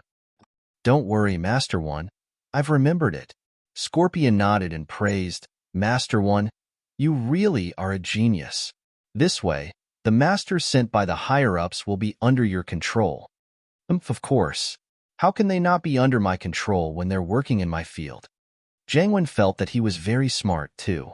Not only did the higher-ups not pursue Fighter Li's case, but they also sent masters who would be under his control, right? You better go comfort Yuan Yuan. Tell her and that Godan that it was all Fighter Li's doing. It has nothing to do with our boxing field. Fighter Li is already dead. I hope she won't vent her anger on our boxing field. You know what to do, right? I understand, Master One. If it doesn't work, I'll just give her some money. I'll definitely take care of it. Scorpion knew what Jiang Wen was thinking. That Goodan was too strong. He could kill Fighter Li with one punch. He couldn't afford to offend someone like that. If he went back unhappy and came looking for trouble again, would the boxing field still be open? Okay, go do it. Jiang Wen waved his hand, signaling Scorpion to leave. Chapter 11:29. What's wrong with you?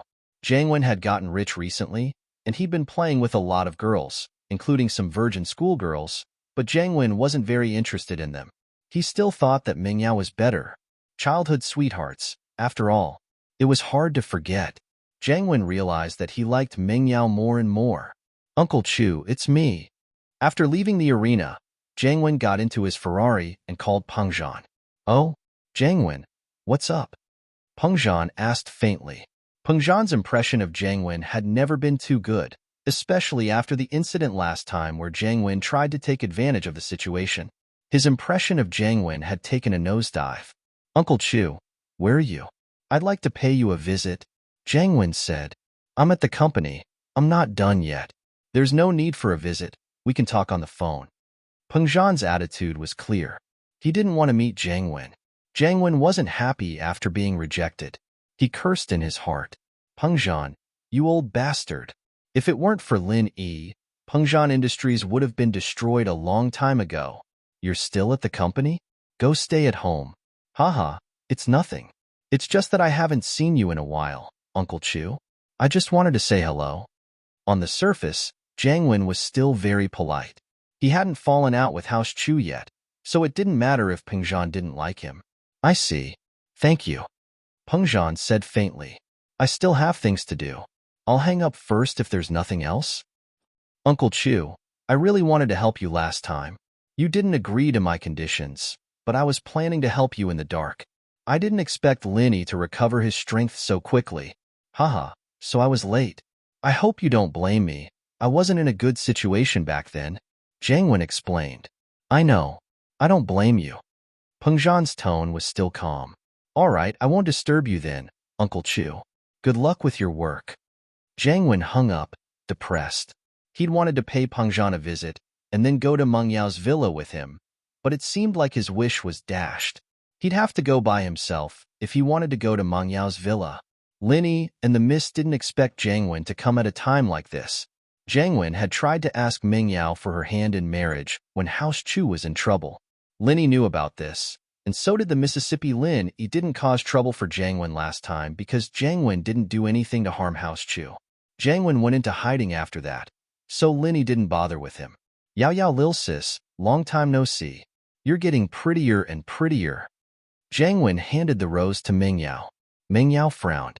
Although she was disgusted, she still took the flower and passed it to Shu.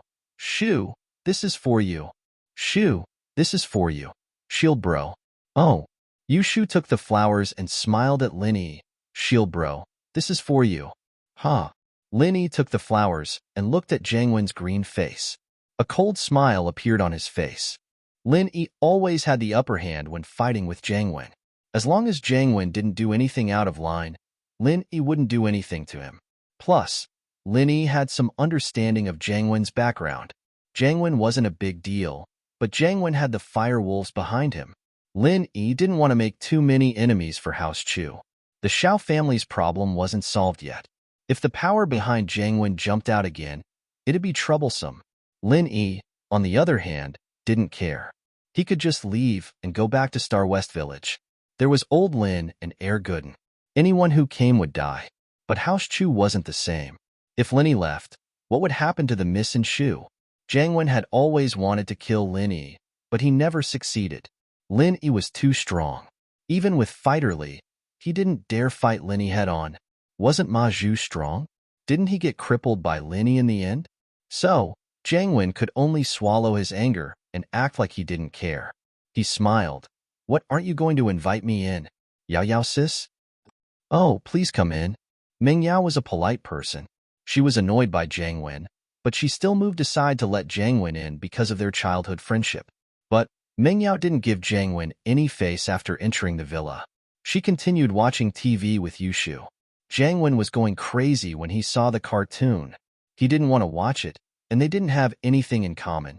Even if he wanted to talk to Meng Yao, they wouldn't be able to. Ha ha ha. Meng Yao and Yushu burst into laughter as they watched the scene unfold on TV. Jangwon frowned. Was this funny? But for Meng Yao, he had to force himself to continue watching. He knew that Meng Yao and Yushu wouldn't talk to him until they finished watching the cartoon. He'd get scolded if he disturbed them. He watched for a while, but Jangwon still couldn't get into it. The only interesting thing was that the characters were a little funny. After a strange character appeared, Jangwon finally started laughing. But as he laughed, Jangwon felt that something was wrong. Meng Yao and Yushu weren't laughing. He was the only one. Jangwon stopped laughing when he saw Yushu's murderous gaze. He looked at Meng Yao and Yushu awkwardly. What are you laughing at? Is there something wrong with you? Yushu asked. Ugh. Jangwon lowered his head awkwardly. Finally, the Mist turned off the TV after the cartoon was over. Jangwon took the opportunity to ask, Yao Yao sis, it's almost the Labor Day holiday. What are your plans? Are you planning to go out and play? I'm planning to. Meng Yao understood what Jangwon wanted. He wanted to invite her and Yushu to go out and play during the holiday. Chapter 11:30. Not letting you go. Jangwon had always believed that feelings were something that needed to be nurtured. Only when two people spend a long time together could they develop feelings for each other. And so he kept creating opportunities for himself. Don't bother. We'll go on a road trip. Meng Yao rejected Jangwon's suggestion. She'd already discussed with Shu and Linny that they'd go to the seaside the night after Lin Yi's product launch. A road trip?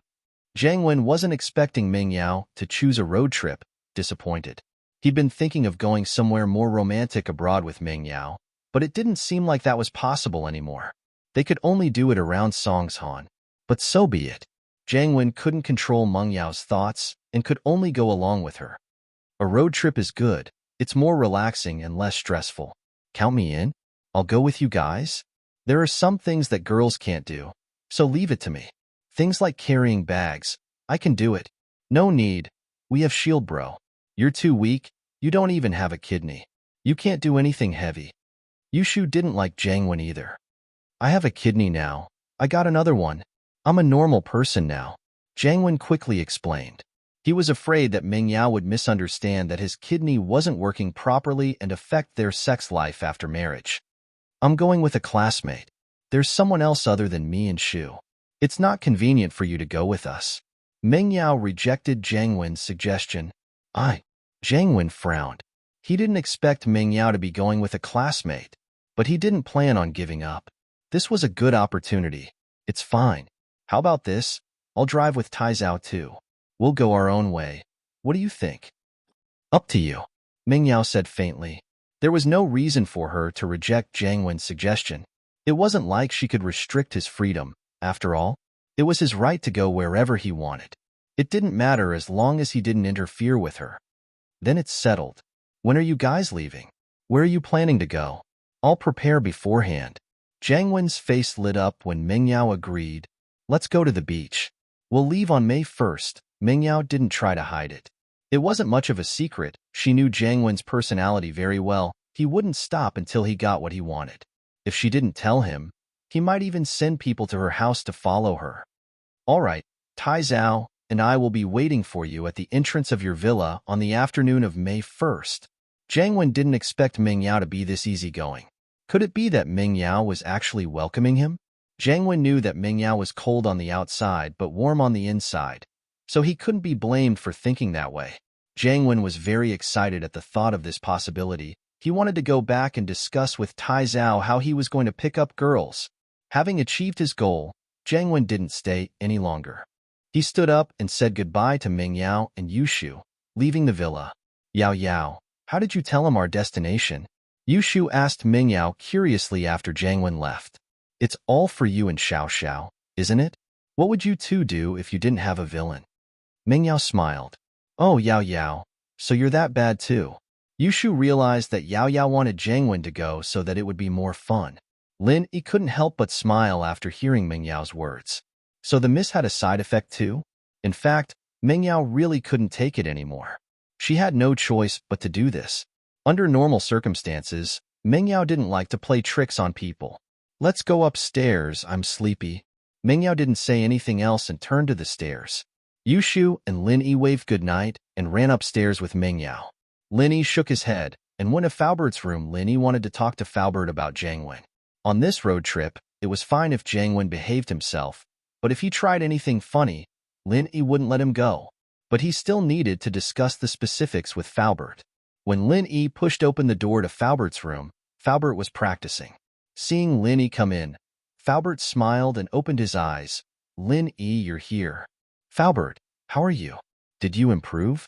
Lin Yi asked about Falbert's strength. Although I'm only one step away from the mystic class, the spiritual energy in this area is too thin. It takes a long time to absorb the spiritual energy. I won't be able to break through in a short time. Uncle Fu shook his head. In fact, Lin Yi had guessed this as well. He was just asking casually. Lin Yi knew about this as well. He'd only broken through to golden class with old Lin's treasures. Naturally, he knew how thin the chi in the natural world was. It was a world of difference compared to the jade space. This was also why Lin Yi was only golden class for more than 10 years. But after discovering the secret of the jade space, he broke through a few levels. Right, Falbert, Jangwon came just now. Lin Yi changed the topic. I have a feeling that he's up to no good. What do you think? Jangwon has always had a crush on Yao Yao, and he's someone who doesn't stop until he gets what he wants. Falbert knew Jangwon's personality very well, and his words hit the nail on the head. Then Falbert, you mean? Lin Yi asked. Lil Yi, how much do you know about the firewolves? Falbert didn't answer Lin Yi's question and asked instead. The firewolves? I don't know much about them. Lin Yi shook his head. It's because I don't know much about them that I didn't do anything to Jangwon. We're in troubled times right now, and I don't want to make more enemies. That's right. Falbert nodded. You're right. The firewolves may be a gang, but they're not to be underestimated. They've been established for a long time, and when I was the young master, the name of the firewolves was well known among the hidden houses and small sects. It could be said that the firewolves are no weaker than the hidden houses and small sects. Oh, the firewolves are that powerful? Lin Yi blinked. Yes, Jiang Wen is from the firewolves, but I don't know House An's position in the firewolves, so it's better not to touch him for now. Faubert nodded. You can teach him a lesson, but you can't kill him.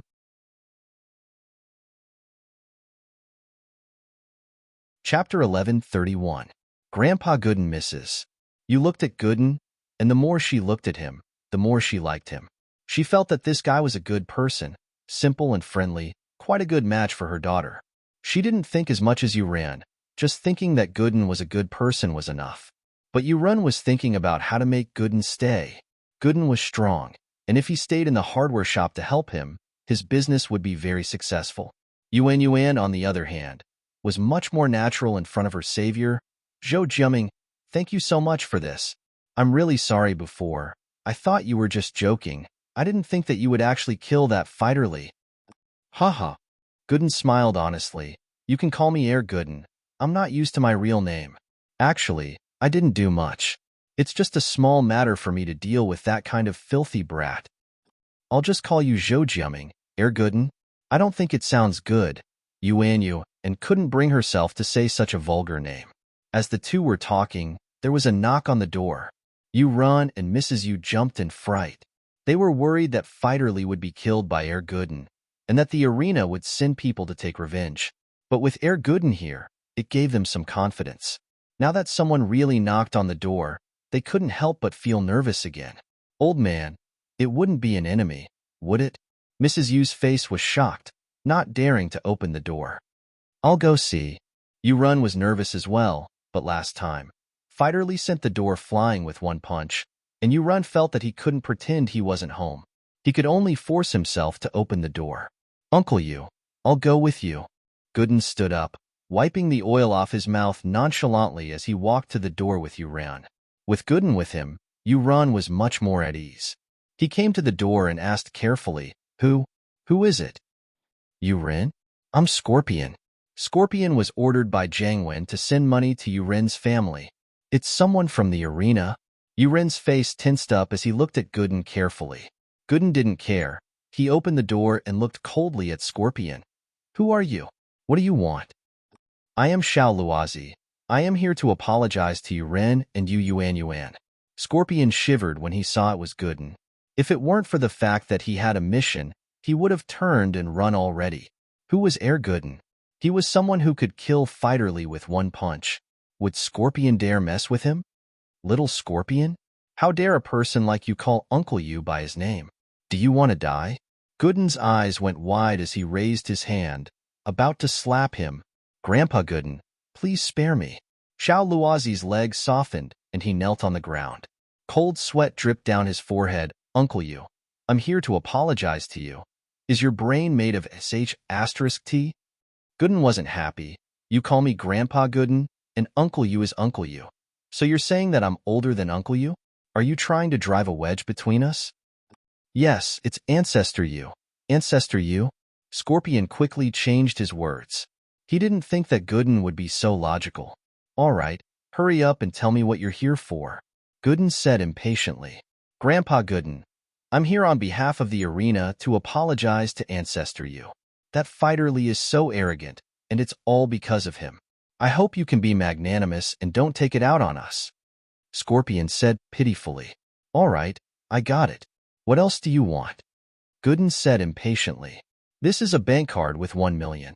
It should have been won by Ancestor Yu, but because of Fighter Li's interference, Ancestor Yu lost. Scorpion quickly took out a bank card and handed it over. Please accept it. Gooden took it and gave it to Yuran before turning to Scorpion. All right, get the F***ck out. I don't have time to deal with mule people like you. That's... Yuran had never seen such a huge bank. He was so shocked that he didn't dare take it. But, after hearing Gooden's confirmation, Scorpion was already running away. Yuran had the bank. There was no way he could return it. At this moment, Yuran and his family breathed a sigh of relief. Scorpion came personally to apologize and didn't come to question them. This meant that the underground arena was afraid of Gooden. Not only did they not dare to cause trouble for him, but they were also afraid that Gooden would cause trouble for them again. That was why they gave him this 1 million credit card. Urin felt like he was dreaming as he held the 1 million bank. He had 1 million just like that. With this money, not only would he be able to buy a decent house, but he would also be able to rent a bigger shop in the market and expand his business. This was a blessing in disguise. Before tonight, Uran was still in a bad mood, but now, happiness came so quickly that he couldn't even get used to it. 1 million? I have 1 million now? Uran held the bank. He couldn't stop laughing. However, before he could laugh twice, Yuan snatched it away. What are you doing? Uran jumped. Zhou Jiaming asked for this money. We should give it to him. Yuan said as she passed the card to Gooden. Take this card. You took such a big risk for our family. It's only right that you take this money. I don't want it. Gooden scratched his head and smiled honestly. I don't need money. I live here. I have food and drinks. I don't need money. Yeah, Lil Zhou lives here. Why does he need money? Yuan, why are you so stupid? You're giving him money? Are you trying to chase him away? Yuan glared at his daughter and snatched the bank. That's a lot of money. I'll keep it first. Yuan was a greedy man, and he recovered from the shock in just a blink of an eye. How could he bear to give away that 1 million? But then again, if Yuan wasn't greedy, why would he go to the arena and get scammed? Yuan didn't know whether to laugh or cry as she looked at her father's greedy face. I'm sorry. My dad's like that. It's fine. I really don't need money. Gooden had food and drinks, and his only goal was to find Linny Boss. Money was useless.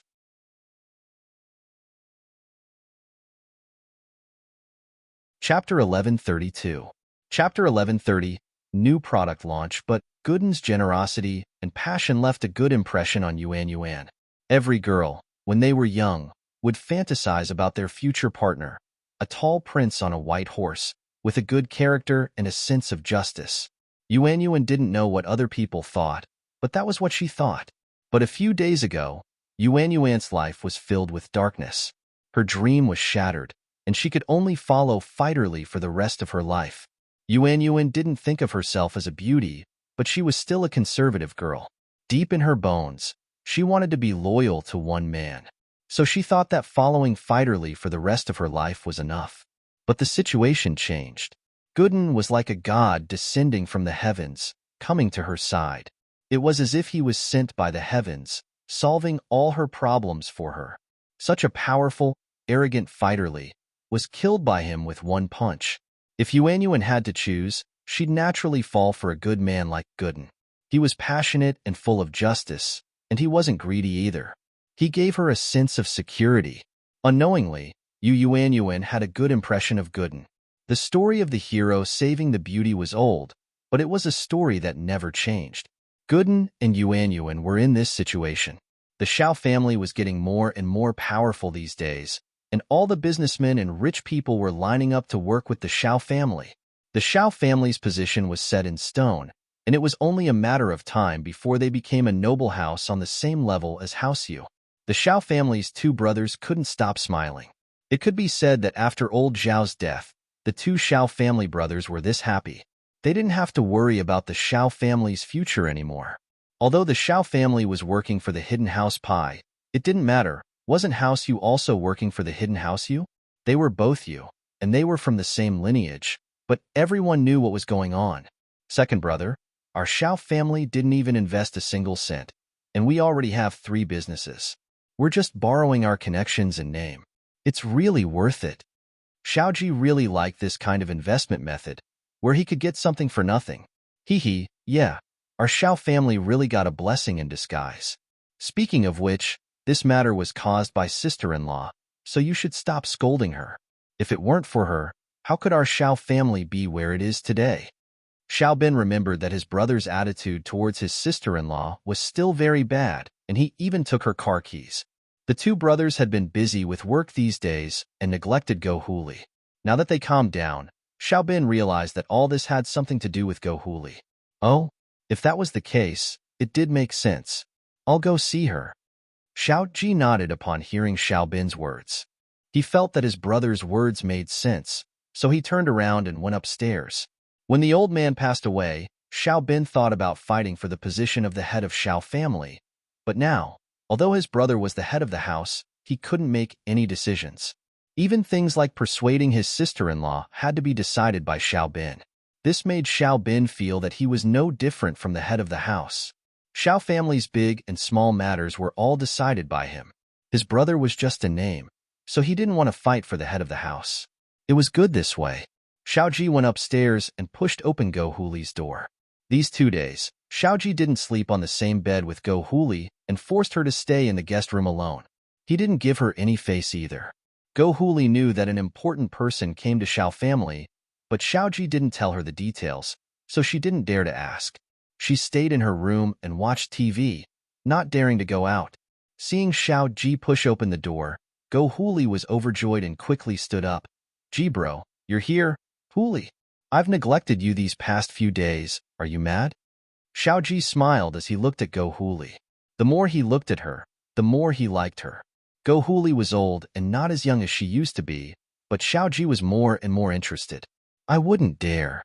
Go Huli jumped and said in fear, "I'm a person at fault, Ji bro. I'm happy that you're not blaming me. How could I be mad?" "Haha, what did you do wrong? You did the right thing." Xiao Ji waved his hand and laughed. "You did a series of things, and now it seems like it was really good. If you didn't knock into Uncle Pai, the hidden house Pai wouldn't have sent a master here, and they wouldn't have been able to cooperate with Xiao family. Xiao family's status is higher than a rocket." Go Huli paused, thinking that Xiao Ji was being sarcastic, but his expression didn't seem like it. She said carefully, "Is that so? God is blessing Xiao family, giving us a blessing in disguise." "Yes, that's right. Well said. God is blessing Xiao family." Xiao Ji laughed. "But now that Xiao family is strong, you don't need to keep a low profile anymore. You need to keep a high profile. That's the only way to show how strong Xiao family is. You need to be arrogant." "I know." Go Huli was overjoyed. Arrogance and acting cool were her favorites, and she was overjoyed when she heard that Xiao Ji really wanted her to go out and act cool. In the blink of an eye, it was the 1st of May. Today was the day of the press conference of Xuemin's medical company. During this period of time, the reputation of the Guan Xuemin medical company could be said to be like the sun in the sky, especially after the poisoning incident of the first high school students was solved. People from all walks of life were waiting for the Guan Xuemin medical company to launch an amazing product. They had high expectations for the Guan Xuemin medical company. Lin Yi wasn't attending as a staff member, nor was he attending as a guest. He was keeping a low profile, just like the people who were there to watch the show. Since the conference was held in the open air, Fatty Lai didn't stop the normal people from watching, but he hired professional security to maintain order. Lin Yi, Tang Yun, and Xiao Xiao attended the press conference together. Shu wanted to join in the fun too, but the miss dragged her to the supermarket to buy the things they needed for the trip.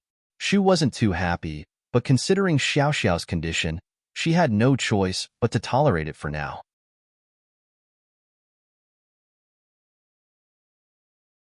Chapter 11:33. Chapter 11:31. Trouble again, huh? Sure. Xiao Xiao's idea wasn't bad. Lin Yi didn't think that with a big customer like Feng Tianlong, the company's sales would go up another level. One had to know that secret agents were the biggest customers of these injury medicines, and the demand for them was terrifying. Miracle Dr. Guan's injury medicine was different from Dr. Kang's golden creation medicine. Miracle Dr. Guan's injury medicine's formula was normal, and it wasn't limited by the raw materials. The production could be expanded infinitely, and so they could have as much as they wanted. Lin Yi didn't have to worry about the demand. This type of medicine was different from the pill of life extension and toxin cleansing. There was no need to do hunger marketing, and they could just sell it on a large scale. Kong Ming stood in the crowd, coldly watching the bustling scene. He was a little jealous. There were so many reporters here, and many of them were uninvited. Kong Xiaoming didn't like the fact that so many people were paying attention to a newly established company. I'll show you guys later." Kong Ming spat on the ground. His purpose for coming here was to disrupt the product launch of Miracle Dr. Guan's medical company. Although House Kong had started to control the supply channels for the rare materials, and they were willing to pay a high price to buy them back, House Kong felt that Miracle Dr. Guan's medical company should have some in stock, or else they wouldn't have held a product launch. What was the point of launching a product without a product? Has everything been arranged? Kong Ming turned to Wang Shubin and asked, "Don't worry, Master Ming, everything has been arranged. The patients have been found, and the reporters have been arranged." Wang Shubin nodded. "Okay, that's good. Good job." Kong Ming nodded. He was thinking about how he could get the recipe for the pill of life extension and toxin cleansing from Miracle Dr. Guan's medical company. Only then would House Kong soar. At 9 in the morning, Miracle Dr. Guan's medical company's product launch officially began. Guan Xuemin, Fatty Lai, and Kong Xiaobo walked up to the VIP stage and sat down. The crowd erupted into a round of applause. F***CK. Kong Xiaobo is really arrogant. He can actually become a vice president. I'm so angry. Kong Ming cursed unhappily. In his opinion, this cousin of his was simply incompetent. To think that a trash picker like him would have such a day. He'll be busy in a moment. Wang Shubin laughed disapprovingly. Ladies and gentlemen, welcome to the product launch of Miracle Dr. Guan's medical company. I'm the vice president of Miracle Dr. Guan's medical company, Kong Xiaobo. Kong Xiaobo was the one speaking. This was arranged by Fatty Lai to train him. Fatty Lai was used to this kind of scene, and Guan Xuemin, as an authoritative figure in the medical world, had attended all kinds of events. The only one who hadn't experienced it was Kong Xiaobo. Although Kong Xiaobo was nervous, he knew that this was a test for him. So, he had prepared the script for the product launch many days ago. Kong Xiaobo began to introduce the product of this product launch, Miracle Dr. Guan's injury medicine. Although everyone had heard about the miraculous effects of this medicine and Dr. Kang's golden creation, when they saw the product launch today, everyone sighed in admiration at the cheap price of Miracle Dr. Guan's medical company's products. Dr. Kang's golden creation cost 299 yuan per bottle, while Miracle Dr. Guan's injury medicine only cost 199 yuan. There was a difference of 100 yuan between the two. To a normal person, this was not a small amount. How many hundred yuan did they earn in a month? So, as long as Miracle Dr. Guan's injury medicine was as good as Miracle Dr. Guan's, everyone would go into the arms of Miracle Dr. Guan's injury medicine. For daily consumables, customers didn't have high loyalty. They would use whoever was cheaper and better. Unless they didn't lack money. 199? Selling at the cost? Kong Ming was stunned. He didn't expect the price of Miracle Dr. Guan's injury medicine to be so low. Including the cost and distribution fees, there was almost nothing left to be earned. Was Miracle Dr. Guan's medical company trying to destroy the market with a low price? He had to tell his grandfather about this as soon as possible so that he could take countermeasures. So, Kong Ming sent a message to his grandfather and told him the price of Miracle Dr. Guan's injury medicine. Looking at Kong Xiaobo introducing the effects and characteristics of the injury medicine, Lin Yi nodded slowly. After a period of experience, Kong Xiaobo had matured a lot. At least in terms of business, he was a lot stronger than before. Next, it was time to answer questions from the reporters. Most of the reporters here knew about Miracle Dr. Guan's medical company because of the poisoning incident in Songshan's first school. They had a good impression of this company, so their questions were all positive and not too tricky. However, there were always accidents. There was a reporter who came to the product launch with the attitude of looking for trouble. This person was Ken Lang. Previously, he was hired by Zhao Qibing to ruin Pengzhan Industries and Songshan's first school. In the end, this Miracle Dr. Guan's medical company interfered and ruined his plan. He had been holding a grudge against them for a long time. This time, he was trying to find a way to cause trouble. Coincidentally, a person named Wang Shubing found him and gave him 50,000 yuan to cooperate with him to cause trouble. The direwolf was even more pleased to accept the offer. This product launch didn't require a reporter's ID, and anyone could enter the venue. It was convenient for Ken Lang, who was a miscellaneous force. When the others were almost done with their questions, Ken Lang raised his hand and asked, "I heard that similar medicines are sold for 299 yuan in the market. Yours is only 199 yuan. Is there a problem? I heard that the cost is more than this. Kong Xiaobo answered a lot of positive questions before, so he let his guard down. When he suddenly heard Ken Lang's words, he suddenly became nervous again. Fortunately, he had rehearsed a similar situation before, so he didn't have any stage fright. He smiled slightly and answered, "May I ask, how do you know that the cost is more than this?" "As far as I know, this is a trade secret. Only the core members of the medical company know about it, right?"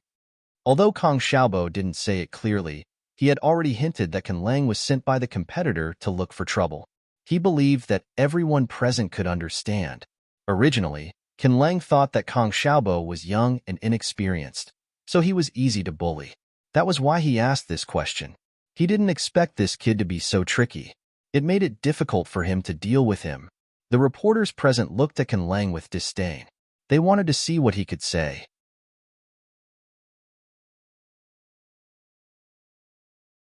Chapter 1134. The injured person. I'm here today to seek justice for the victims. Someone used your medicine, and not only did it not stop the bleeding as you said, it even caused the wound to fester. I've brought him here today, and the purpose is to expose a black-hearted businessman like you in front of everyone. The direwolf accepted Wang Shubin's money, so naturally, he would follow Wang Shubin's orders. Everyone, look at my hand. After using Miracle Dr. Guan's injury medicine, it's completely festered. I almost had my arm amputated. A dark and thin man standing next to crippled wolf suddenly shouted at the top of his lungs. He stretched out his hand wrapped in gauze and shook it as he shouted at the people present. Wow, it's that serious? The other people who were hired by the direwolf to pretend to be ordinary people also sighed. It seems like this company is really unreliable. Everyone, don't buy it. This kind of thing that hasn't been tested by the market won't work. It's better to buy the more expensive Dr. Kang's Golden Creation medicine. Yes, this company is really a scam. Another person also said in agreement, medicine isn't like other things. You can't just use it like that. Another person added. The more people said, the more people who didn't know the truth were misled and started to doubt the products of Miracle Dr. Guan's medical company. Everyone, quiet down. Kong Xiaobo wasn't in a hurry at this moment.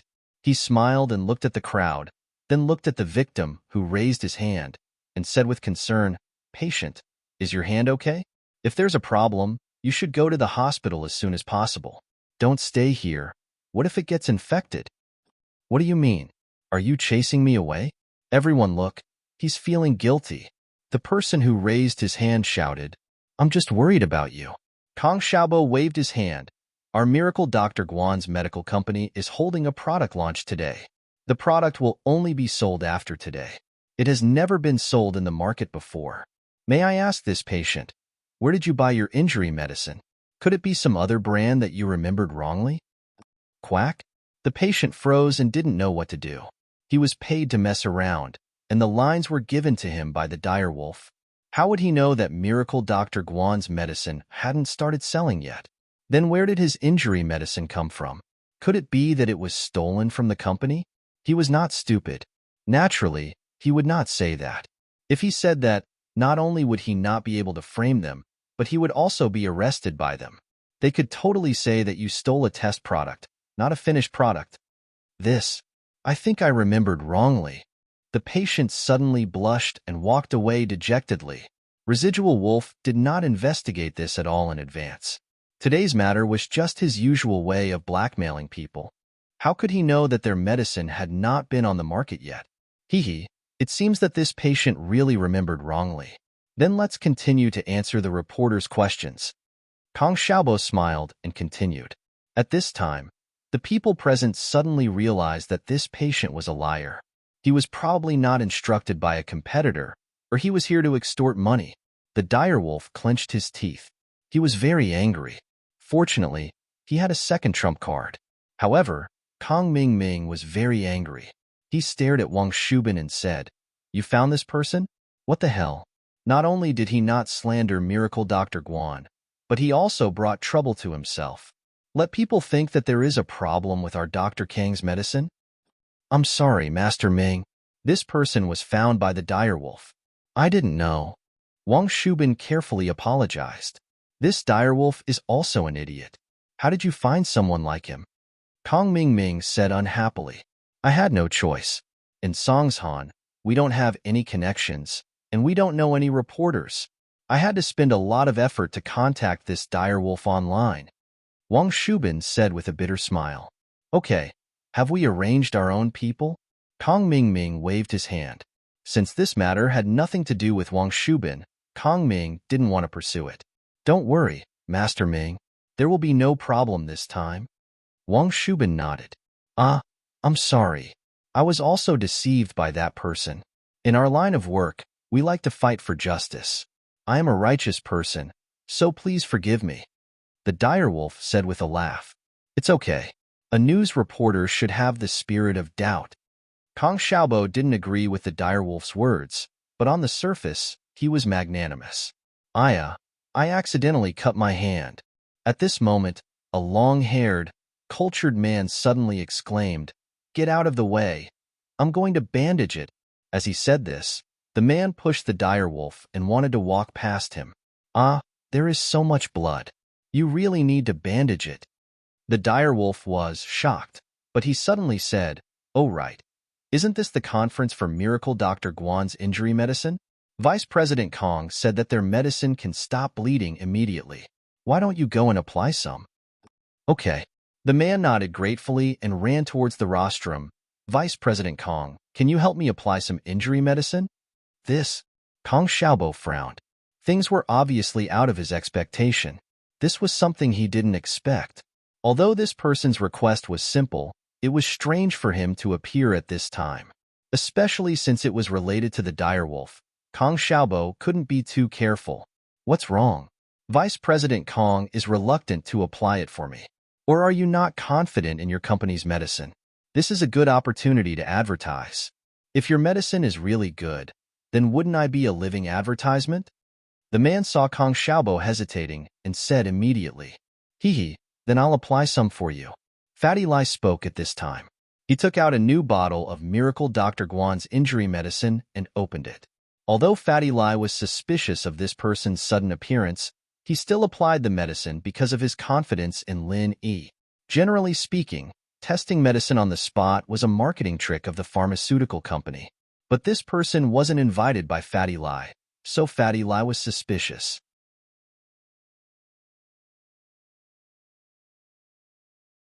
Chapter 11:35. Why were they in such a hurry to leave? Just when everyone was anticipating, a miracle didn't happen. The man's wound didn't stop bleeding. It was still bleeding profusely. What injury medicine? He's obviously a liar. It's useless. Look at my hand. It's still bleeding. It's not getting any better. The man excitedly raised his bleeding hand and shouted to the people present, Look, if the medicine they used at the press conference is so ineffective, then what effect can the retail version on the market have? Although most of the reporters had a good impression of Miracle Dr. Guan's medical company, the truth was right in front of them. The bleeding didn't stop, so they still took pictures of the scene. Fatty Lai was dumbfounded. Why wasn't it working? He had 100% trust in Lin Yi's medicine. Kong Xiaobo didn't know what to do. He had little experience, and now that there was an accident, he didn't know what to do. The long-haired man was still shouting, What bullsh * T Miracle Dr. Guan? Is he a liar? It's not working at all? Look at my hand. It's still bleeding. Just when Kong Xiaobo didn't know what to do, Lin Yi's voice rang in Kong Xiaobo's ears. This person is a hemophiliac. That's why he's bleeding profusely. It has nothing to do with the injury medicine. In order to prevent any accidents, Kong Xiaobo, Fatty Lai, and Guan Shuamin all wore wireless earphones so that Lin Yi could give them suggestions at any time. Kong Xiaobo, Fatty Lai, and Guan Shuamin heard it too. Kong Xiaobo and Fatty Lai didn't know much about hemophilia, but Guan Shuamin was a doctor, so naturally he knew about the disease. His eyes lit up after hearing Lin Yi's words. He stood up and said to the long-haired man, You're a hemophiliac. It's normal for your wound to bleed profusely. Normal medicine won't work on you. Even though he couldn't confirm that this person was a hemophiliac, he trusted Lin Yi. He knew how capable Lin Yi was. That was why he was so sure. Wow. The reporters were in an uproar. They didn't expect this long-haired young man to be a hemophiliac. What kind of person was Shuamin? Songshan's medical authority. If he said it was, then it must be. Some reporters didn't understand what hemophilia was, but it didn't matter. There were people around them who understood. They communicated with each other and understood that hemophiliacs' wounds would bleed nonstop. You're talking nonsense. How am I a hemophiliac? Aren't you framing me? What proof do you have? The long-haired young man didn't expect Guan Shuamin to be able to tell that he was a hemophiliac just by looking at him. He panicked, but he didn't have any evidence, so he tried to defend himself. Speak. Who sent you here? What is your motive for coming here? Fatty Lai also treated Lin Yi's words like an imperial edict. If Linny said this person was sick, then this person must be sick. The medicine doesn't work, so you start framing me? You think I'm a hemophiliac just because you say I'm a hemophiliac? I'd say you're an AIDS patient. The long-haired young man said angrily. Kong Mingming, Wang Shubing, and the direwolf didn't expect Guan Shuamin to be able to tell that this long-haired young man was a hemophiliac. This was out of their expectations. This person was hired by them. Wang Shubing had already promised him that as long as he cooperated, they would give him 50,000 yuan as a reward. Hemophilia itself was expensive, and this person only hesitated for a moment before agreeing. He could get 50,000 yuan just by messing around, so why not? Is old man Guan really a miracle doctor? He can even tell that I'm a hemophiliac? This isn't going to be easy. Kong Ming frowned. Don't worry, this person is mentally strong. So what if he can tell? Will Guan Shuamin drag him to do a blood test on the spot? Hemophilia is something that can't be diagnosed with just by looking at it. As long as he refuses to admit it, there won't be a problem. After today's press conference, who can find him? Wang Shubing comforted him. Yes, that makes sense. Kong Mingming nodded and felt a little more at ease. At this time, the direwolf spoke again. Everyone in the industry, look at this, these black-hearted businessmen. We should unite and expose them. I've said it before, 199 yuan isn't even enough to cover the cost. As far as I know, the raw materials for this golden creation are very rare, and this price is definitely a loss. Now everyone can see it, right? They must be using shoddy goods to make a profit and leave. The direwolf's words were very provocative, and his people in the crowd also stood up and echoed him, loudly criticizing the irresponsible behavior of Miracle Dr. Guan's medical company. Yeah, I'm going to fight you guys to the death as the victim today. If you don't give me an explanation, this isn't over. The long-haired man saw that everyone was supporting him, and he immediately became confident. You guys have to pay the price for framing me as sick. But at this time, Guan Shuamin showed his calm personality. He was an experienced expert, and naturally, he wouldn't be afraid. He didn't argue, and only looked at the long-haired man and said indifferently, whether you're sick or not, we'll know soon enough. I've already sent your photo to Director Chin of the Songshan First People's Hospital. If you've been treated in Songshan, and there's a medical record, then I believe we'll be able to find out your identity very soon. The long-haired man was stunned, and his face turned a little ugly. Of course, he was a hemophiliac, and he knew this very well. Most importantly, he did receive treatment at the Songshan First People's Hospital. In other words, all the experts in the hematology department at the Songshan First People's Hospital knew him. As long as they took his photo to the experts to identify him, his identity would be revealed. The long-haired man suddenly retreated because his identity was about to be exposed, and he couldn't lie anymore. I still need to go to the hospital to stop the bleeding. I'm not going to waste time with you guys. You guys are all harming people.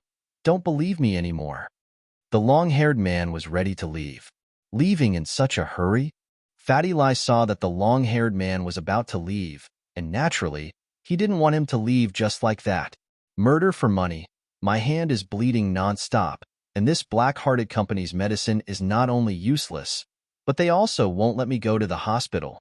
Everyone take a look. What kind of company is this? The long-haired man shouted loudly.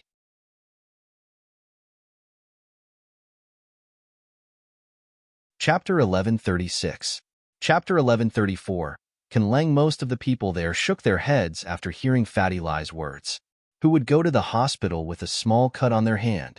At most, they just put a plaster on it.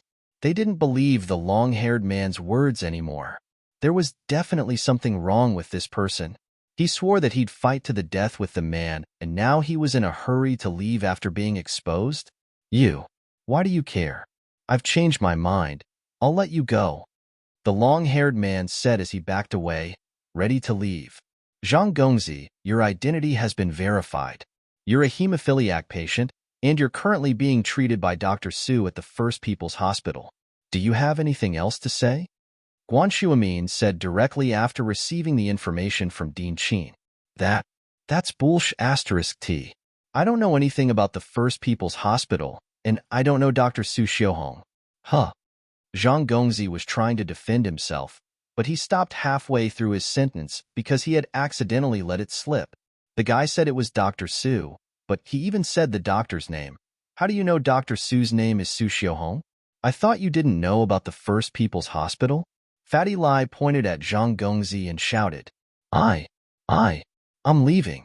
Zhang Gongzi knew that he'd been exposed, and he didn't dare stay any longer. Boom. The crowd burst into laughter. It was obvious that this Zhang Gongzi was a liar, and he was here to cause trouble on purpose. Once he was exposed, he ran. Many people were embarrassed. They had almost misunderstood Miracle Dr. Guan's medical company. Miracle Dr. Guan's medical company was such a good company. They had helped the society and saved so many poison students. Moreover, they did it for free. How could they doubt their reputation and skills? Liar. He's a liar. Everyone, take a picture and expose him. A reporter shouted. That's right. Who called this person over? I think it's Can Lang. Another reporter knew Can Lang, and he pointed at him. That's him, Can Lang, that black-hearted bastard. Others might not know him, but I know that he's the scum of our industry. Can Lang? I seem to have heard of him before. He is a guy who specializes in taking bribes to write some defamatory reports.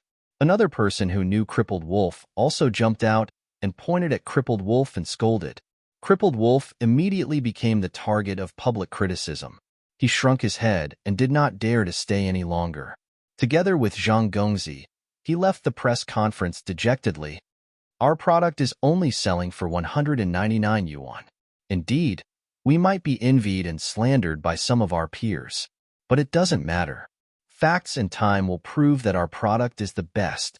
Kong Xiaobo finally let out a sigh of relief.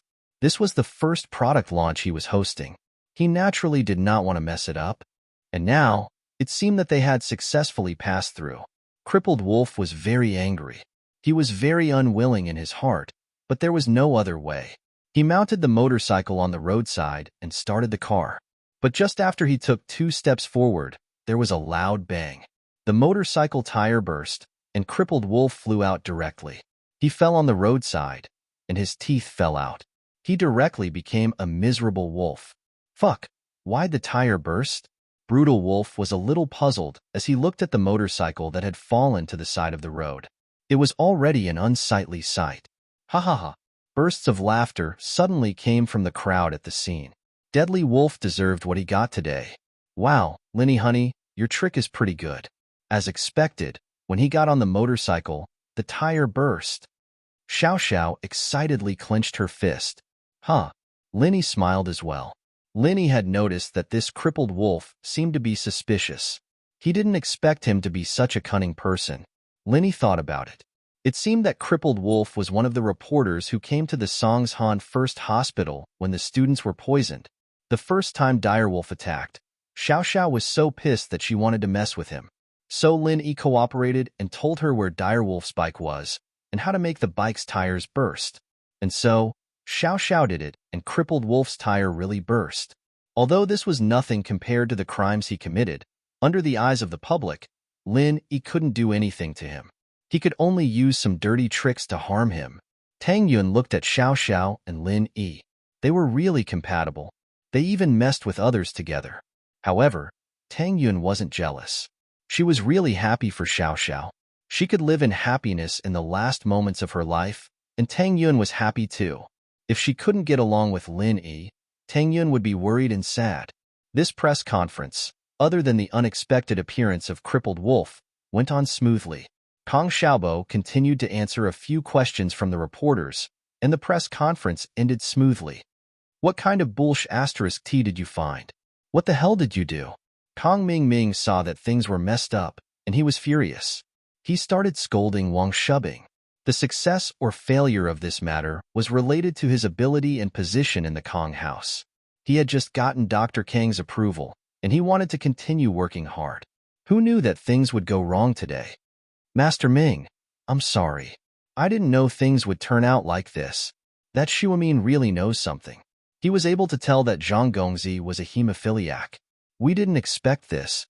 Wang Shubing said bitterly, there was no problem with our plan. It was an accident. That's right. It was an accident. What does it have to do with us? Kong Mingming thought about it and decided to report the truth to his grandpa. After all, it was an accident. Wang Shubin breathed a sigh of relief. Kong Xiaoming finally let it go. Kong Mingming called his grandpa. Hello? Is this grandpa? I'm Xiaoming. Xiaoming, how's it going? Your plan is pretty good. I told your uncle and dad about it, and they all applauded it. Using a hemophiliac to mess things up, this is amazing. Miracle Dr. Kang's laughter came from the other side of the phone. Normal external medicine doesn't even work on hemophiliacs, let alone his injury medicine. Even our golden creation medicine isn't working. Miracle Dr. Kong laughed.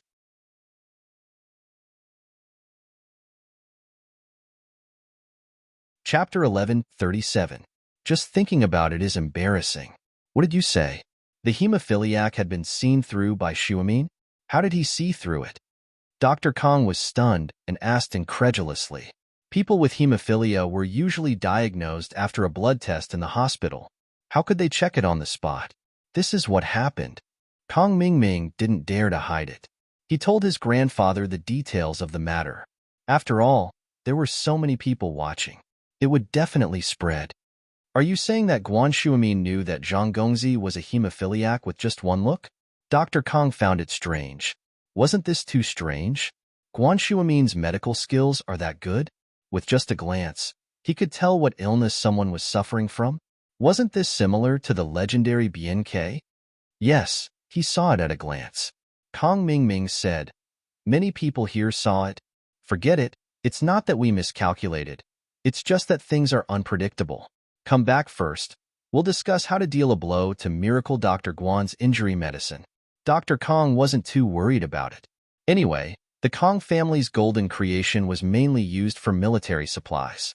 The civilian market was only a small part of it. Most of the time, it was out of stock. Therefore, Dr. Kong wasn't too concerned about Guan Xuemin taking over the civilian market. Okay, Grandpa. Kong Mingming was relieved. As long as Dr. Kong didn't blame him, everything would be fine. Linny saw Kong Mingming in the crowd and guessed that he was the one behind all this. However, framing one's opponent in business was a normal thing to do. As long as it didn't cross Lin Yi's bottom line, Lin Yi wouldn't do anything to him. He would only provide some help to Fatty Lai and Kong Xiaobo when necessary. The rest was up to them. Let's go. Lin Yi held Tang Yun with his left hand and Xiao Xiao with his right as they left the venue with the crowd. It's already afternoon. I wonder if Ming Yao and Shu have finished shopping? Tang Yun looked at her watch and asked. They agreed to go on a road trip together at night. It should be about time. Have you told your family? Lin Yi asked. Yeah. Tang Yun felt a little embarrassed as she thought about her mother's words. Any other girl's parent would have warned her daughter to be careful when she heard that she was spending the night with a boy, but her own mother. She was telling her not to forget to buy birth control pills. Tang Yun was going crazy just thinking about it. She was still a high schooler. It wasn't uncommon to have sex at this age, but Lin Yi was in a top high school, and Tang Yun was a conservative person. How could something like that happen so early? However, Tang Yun couldn't tell her mother about this. She could only nod obediently. Lin Yi saw that Tang Yun's expression wasn't normal and asked curiously, What's wrong? Ani doesn't agree. No, it's nothing. She's been thinking about moving to a new house these few days. She doesn't have time to care about me, Tang Yun said randomly. Oh, Lin Yi didn't ask after seeing that Tang Yun didn't want to talk about it. Today, Lin Yi drove Xiao Xiao's Land Rover. The car had bin repaired, and this type of off-road vehicle was perfect for a road trip. As for the 2B945 license plate, it was found to be fake. They couldn't find the invoice for the car, but with Tianlong's help, the 4S shop made up a new one, putting Xiao Xiao's TT000 license plate on the Land Rover. Xiao Xiao, your body isn't suitable for this car. Tang Yun felt that the Land Rover was too big, and it didn't match Xiao Xiao's petite body. Yeah, Linny honey, how about I give this car to you? I'll buy another one. Xiao Xiao felt the same way too. Her body didn't really match the car. Yesterday at school, some hooligans were teasing me, calling me a Land Rover girl. I ran into them and scared the shit out of them. When I was out, they were still playing in the mud.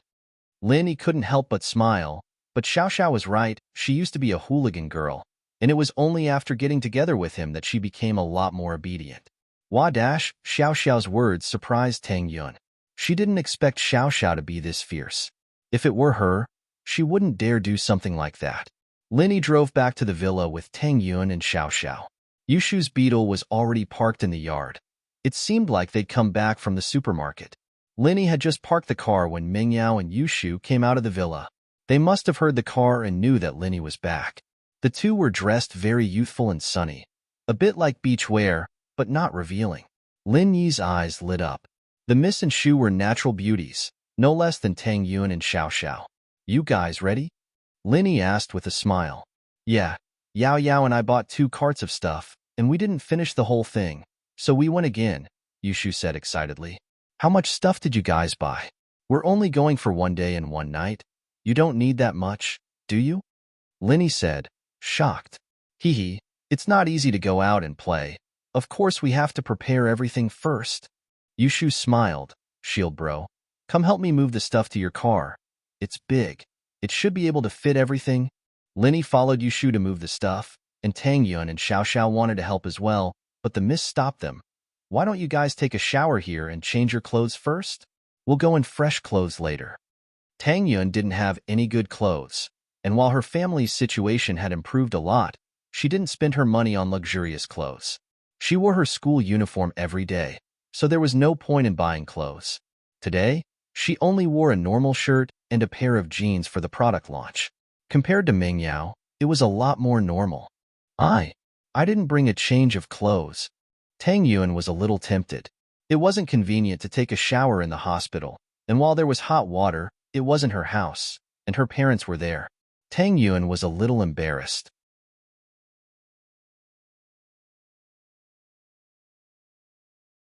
Chapter 11:38.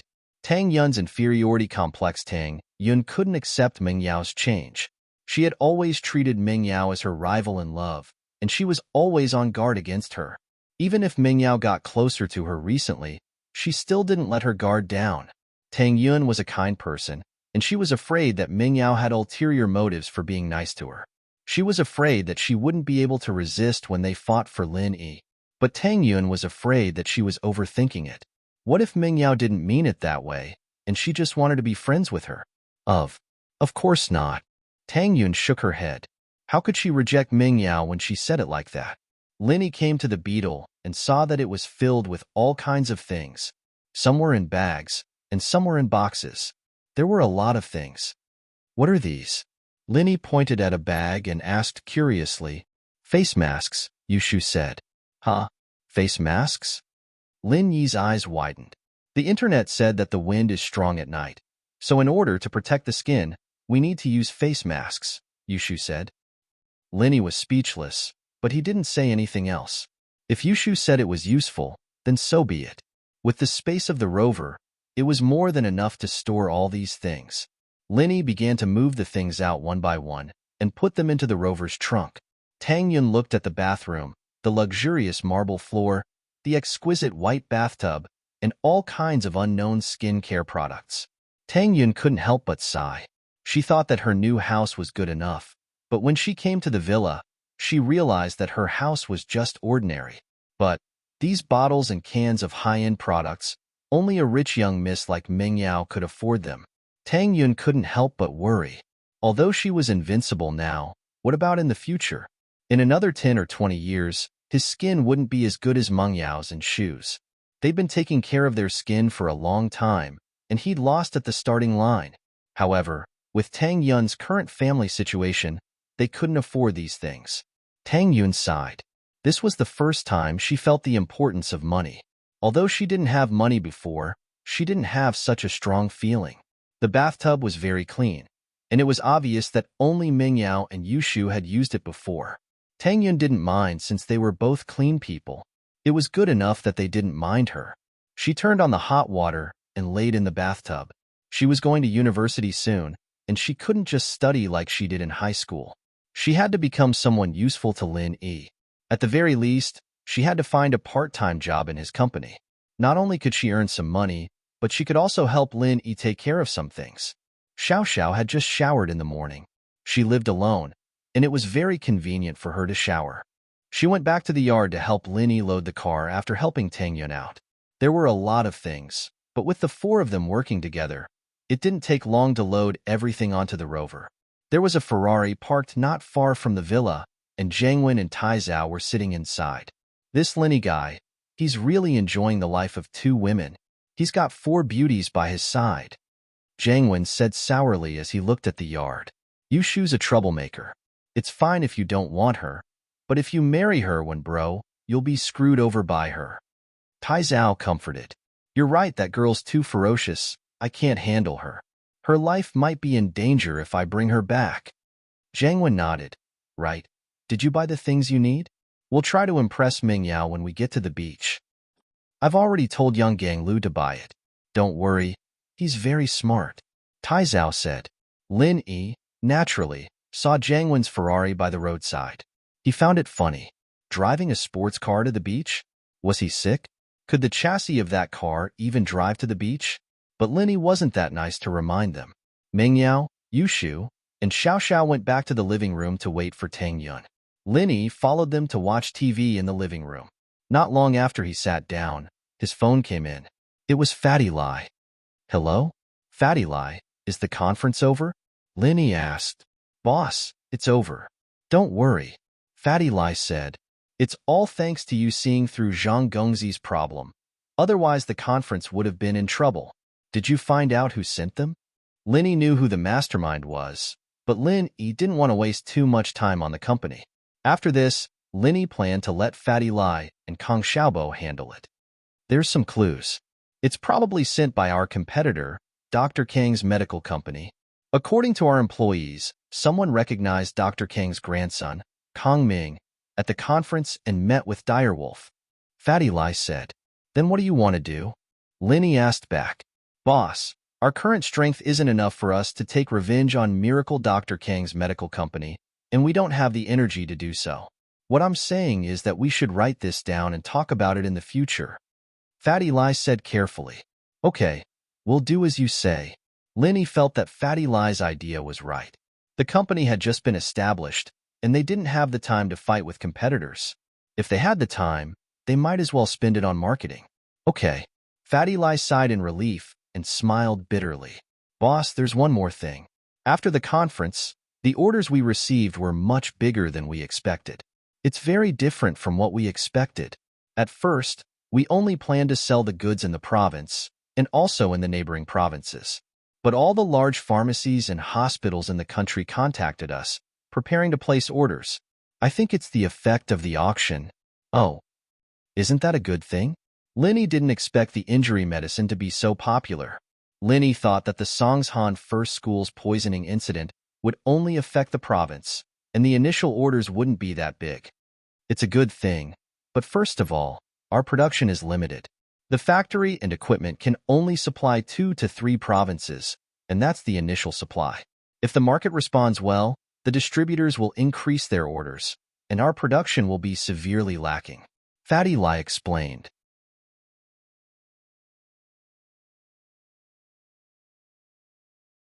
Chapter 11:39. Won't let you suffer. Secondly, our sales network is not good. My trading company only has corresponding trading companies in the province and neighboring provinces.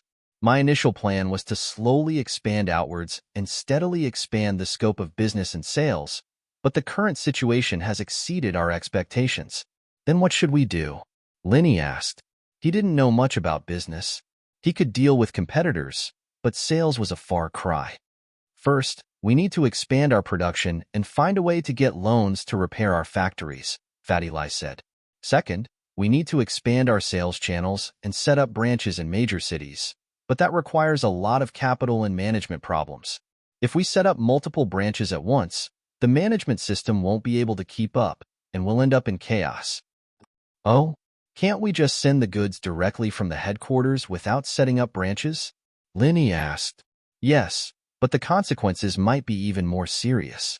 Without a local branch to coordinate and supervise, there might be random price increases, random price reductions, hoarding, trading, etc. It'll have a huge impact on our company's reputation. Fatty Lai knew the consequences very well, so he was very worried. I say, Fatty Lai, you know I'm not good at business. Why are you asking me? Just tell me if you have any good suggestions. Linny didn't know whether to laugh or cry. Are you trying to scare me? My suggestion is to work with a company with a complete sales channel, but this company must be reliable and trustworthy. Otherwise, if our sales channel is in their hands, they might take over and take over. That's not something we want to see, Fatty Lai said. All right, we'll do as you say. Linny nodded. But, boss, I haven't thought about the company yet. The business world is like a battlefield. How can there be friends forever? Fatty Lai smiled bitterly. I can't think of a suitable one at the moment. That's why I called you to discuss it, boss. Let me see. Linny smiled bitterly. Lin Yi only knew a limited number of entrepreneurs. Other than Pengzhan, there weren't any other companies in Songshan that he was friendly with. All right, I'll think about the loan and funding first. Fatty Lai was just asking. If Linny really didn't have a solution, he'd have to use the contract to control the sales company. However, this kind of mutual suspicion of cooperation was not a long-term solution. It could not achieve the greatest win-win situation. Not long after Linny hung up, his phone rang again. Linny thought it was Fatty Lai or Kong Xiaobo, so he picked up without thinking. Hello? Miracle Dr. Lin? I'm Lu Tianyi. Lu Tianyi's deep voice came from the other side of the phone. Oh, Mr. Lu? Hello. Linny was curious why Lu Tianyi would call him at this time. Linny had a good impression of Lu Tianyi, especially when he lent money to him without hesitation. This made Linny feel that Lu Tianyi was a good person, so he recognized him as a friend. Miracle Dr. Lin, I heard that your company will be releasing a new product today. Congratulations. Lu Tianyi smiled. I've sent a small gift, a check and a red envelope to your company. Oh, thank you so much. Lin Yi didn't expect Lu Tianyi to send a gift. Linny was a little surprised. But since Lu Tianyi was showing his goodwill, Lin Yi didn't need to slap him in the face. He accepted it with a smile. Thank you. I wanted to come personally to congratulate you, but considering that it's a new product launch and not an opening ceremony, I didn't go. Lu Tianyi said carefully. Lu Tianyi, Lu Tianli, and the old man had discussed for a long time about whether or not House Lu should send someone to attend the launch. In the end, it was Lu Jinghan who suggested not to attend, but to give a red envelope. That got the old man's approval. After all, House Lu wanted to get on Lin Yi's good side and build a long-term friendship with Lin Yi. They were planning to give House Lu's business channels to Lin Yi for free. If they showed up at the auction, it would look like they were too proactive, as if they were planning something. That wouldn't be good. After all, Lin Yi hadn't agreed to House Lu's business channels yet. From the looks of it, Lin Yi was quite happy with House Lu's red envelope. Lu Tianyi, on the other hand, let out a breath of relief. It's good that the thought is there. Lin Yi smiled. All right, Mr. Lu, I have something to ask you. Please go ahead, Miracle Dr. Lin. What's there to ask? I'll tell you everything you want to know. Lu Tianyi said quickly. It's like this. My medicine company wants to set up some branches and sales channels all over the country, but our main focus is on expanding the factory and increasing production. We don't have the time to set up sales channels. I want to find a reliable partner to be in charge of sales. Lin Yi told Lu Tianyi about Fatty Lai's suggestion. Lu Tianyi definitely had more contacts than Lin Yi. Oh, you want to find a partner to be in charge of sales channels? Lu Tianyi was surprised and happy. House Lu had the same idea. They didn't know how to ask Lin Yi, But Linny made this request first. How could Lu Tianyi not be happy? Lu Tianyi quickly said after the surprise, "Miracle Dr. Lin, House Lu is a business family. If you don't mind, we can let you use our channels for free.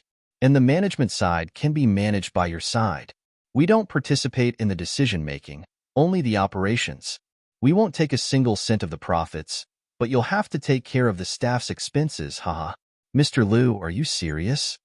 Lu Tianyi's words surprised Lin Yi. Lin Yi didn't expect Lu Tianyi to recommend himself and give such a good deal. Not only did it dispel Fatty Lai's worries, House Lu didn't want a single cent of the profits. Of course, Lin Yi understood Lin Yi's intentions. House Lu probably saw his potential and wanted to use this opportunity to get on his good side. "Of course I'm serious." Lu Tianyi smiled. "Miracle Dr. Lin, when have I ever joked? I really want to do something for you. I, Lu Tianyi, may be a small fry in your eyes, but I, Lu Tianyi, truly see you as a friend and savior."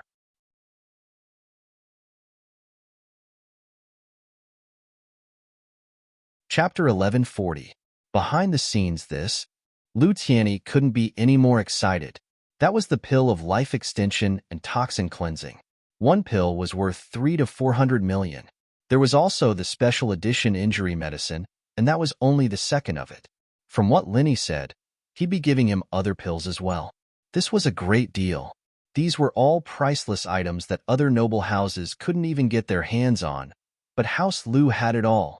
It was worth it. His niece's suggestion was great. Being a follower was amazing. No wonder Fatty Lai was so arrogant. There were so many benefits. "Miracle Dr. Lin, I won't decline then. You can use our Lu family's resources as you please." Lu Tianyi took a deep breath and forced himself to be calm. He was really too happy. "All right then, you contact Fatty Lai and discuss the specifics. I'm just a boss who doesn't have to do anything. I don't know much about these things." Linny smiled. As for Lu Tianyi, Linny was still in the testing phase. He couldn't trust him as much as Fatty Lai, so he only gave him some benefits. If he really wanted to follow him wholeheartedly, then Lin Yi wouldn't mind giving him more benefits. Lu Tianyi hung up and let out a long sigh of relief. It seemed that Lin Yi had a good impression of House Lu, and he was slowly accepting him. Jinghan had suggested that House Lu be under Lin Yi's wing and become Lin Yi's follower. Lu Tianyi had agreed, but that was for the sake of the big picture. He couldn't accept it from a personal point of view. But now, Lu Tianyi truly felt that this follower was a great person. He could get those supreme grade pills right from the start. Wouldn't he be able to get even better things in the future? "Big brother, why don't you take the opportunity to raise a few conditions?" When Lu Tianyi made the call, everyone from House Lu was listening. Tianli heard what Lu Tianyi said as well. He didn't understand why Lu Tianyi didn't increase the price when Lin Yi asked for a business partner. Why did he suggest it for free? Wasn't that stupid?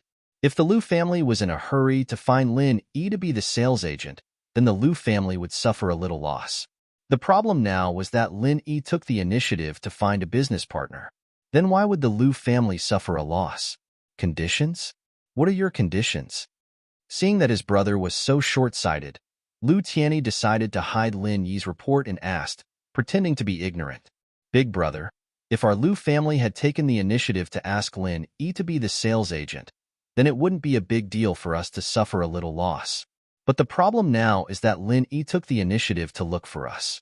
Why would we take the loss and not ask for anything in return?" Tianli frowned. "Big brother, your brain really isn't suited for business."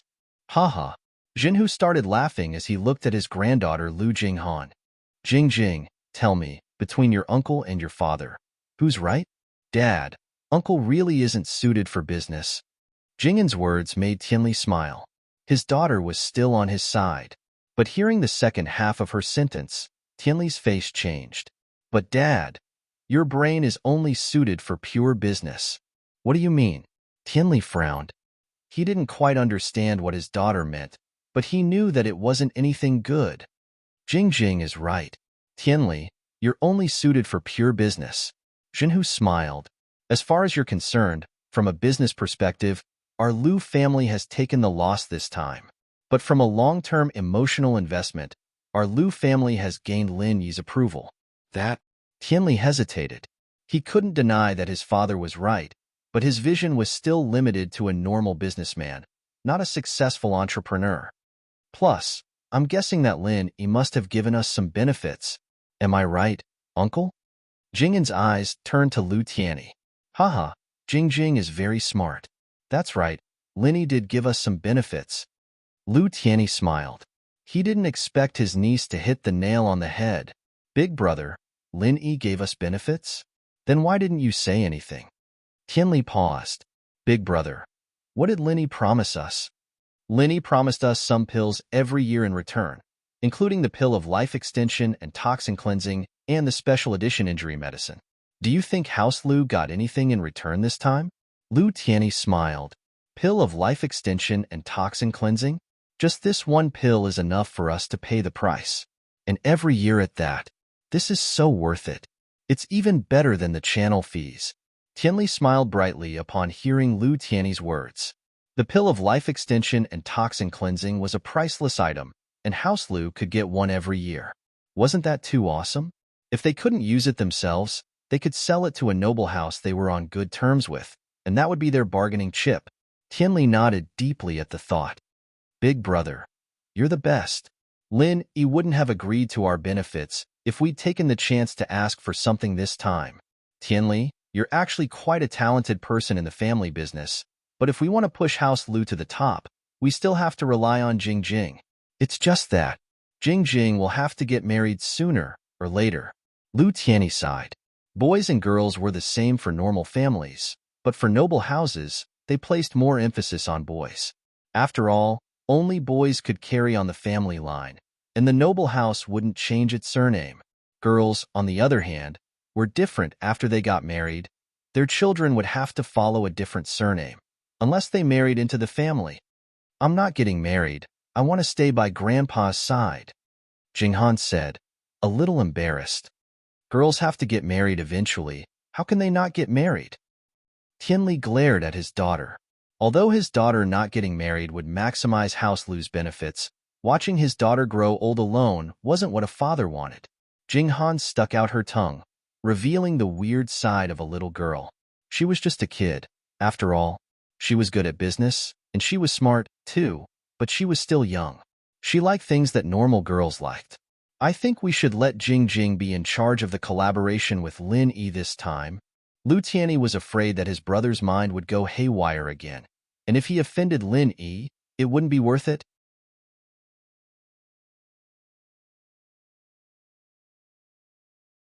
Chapter 1141.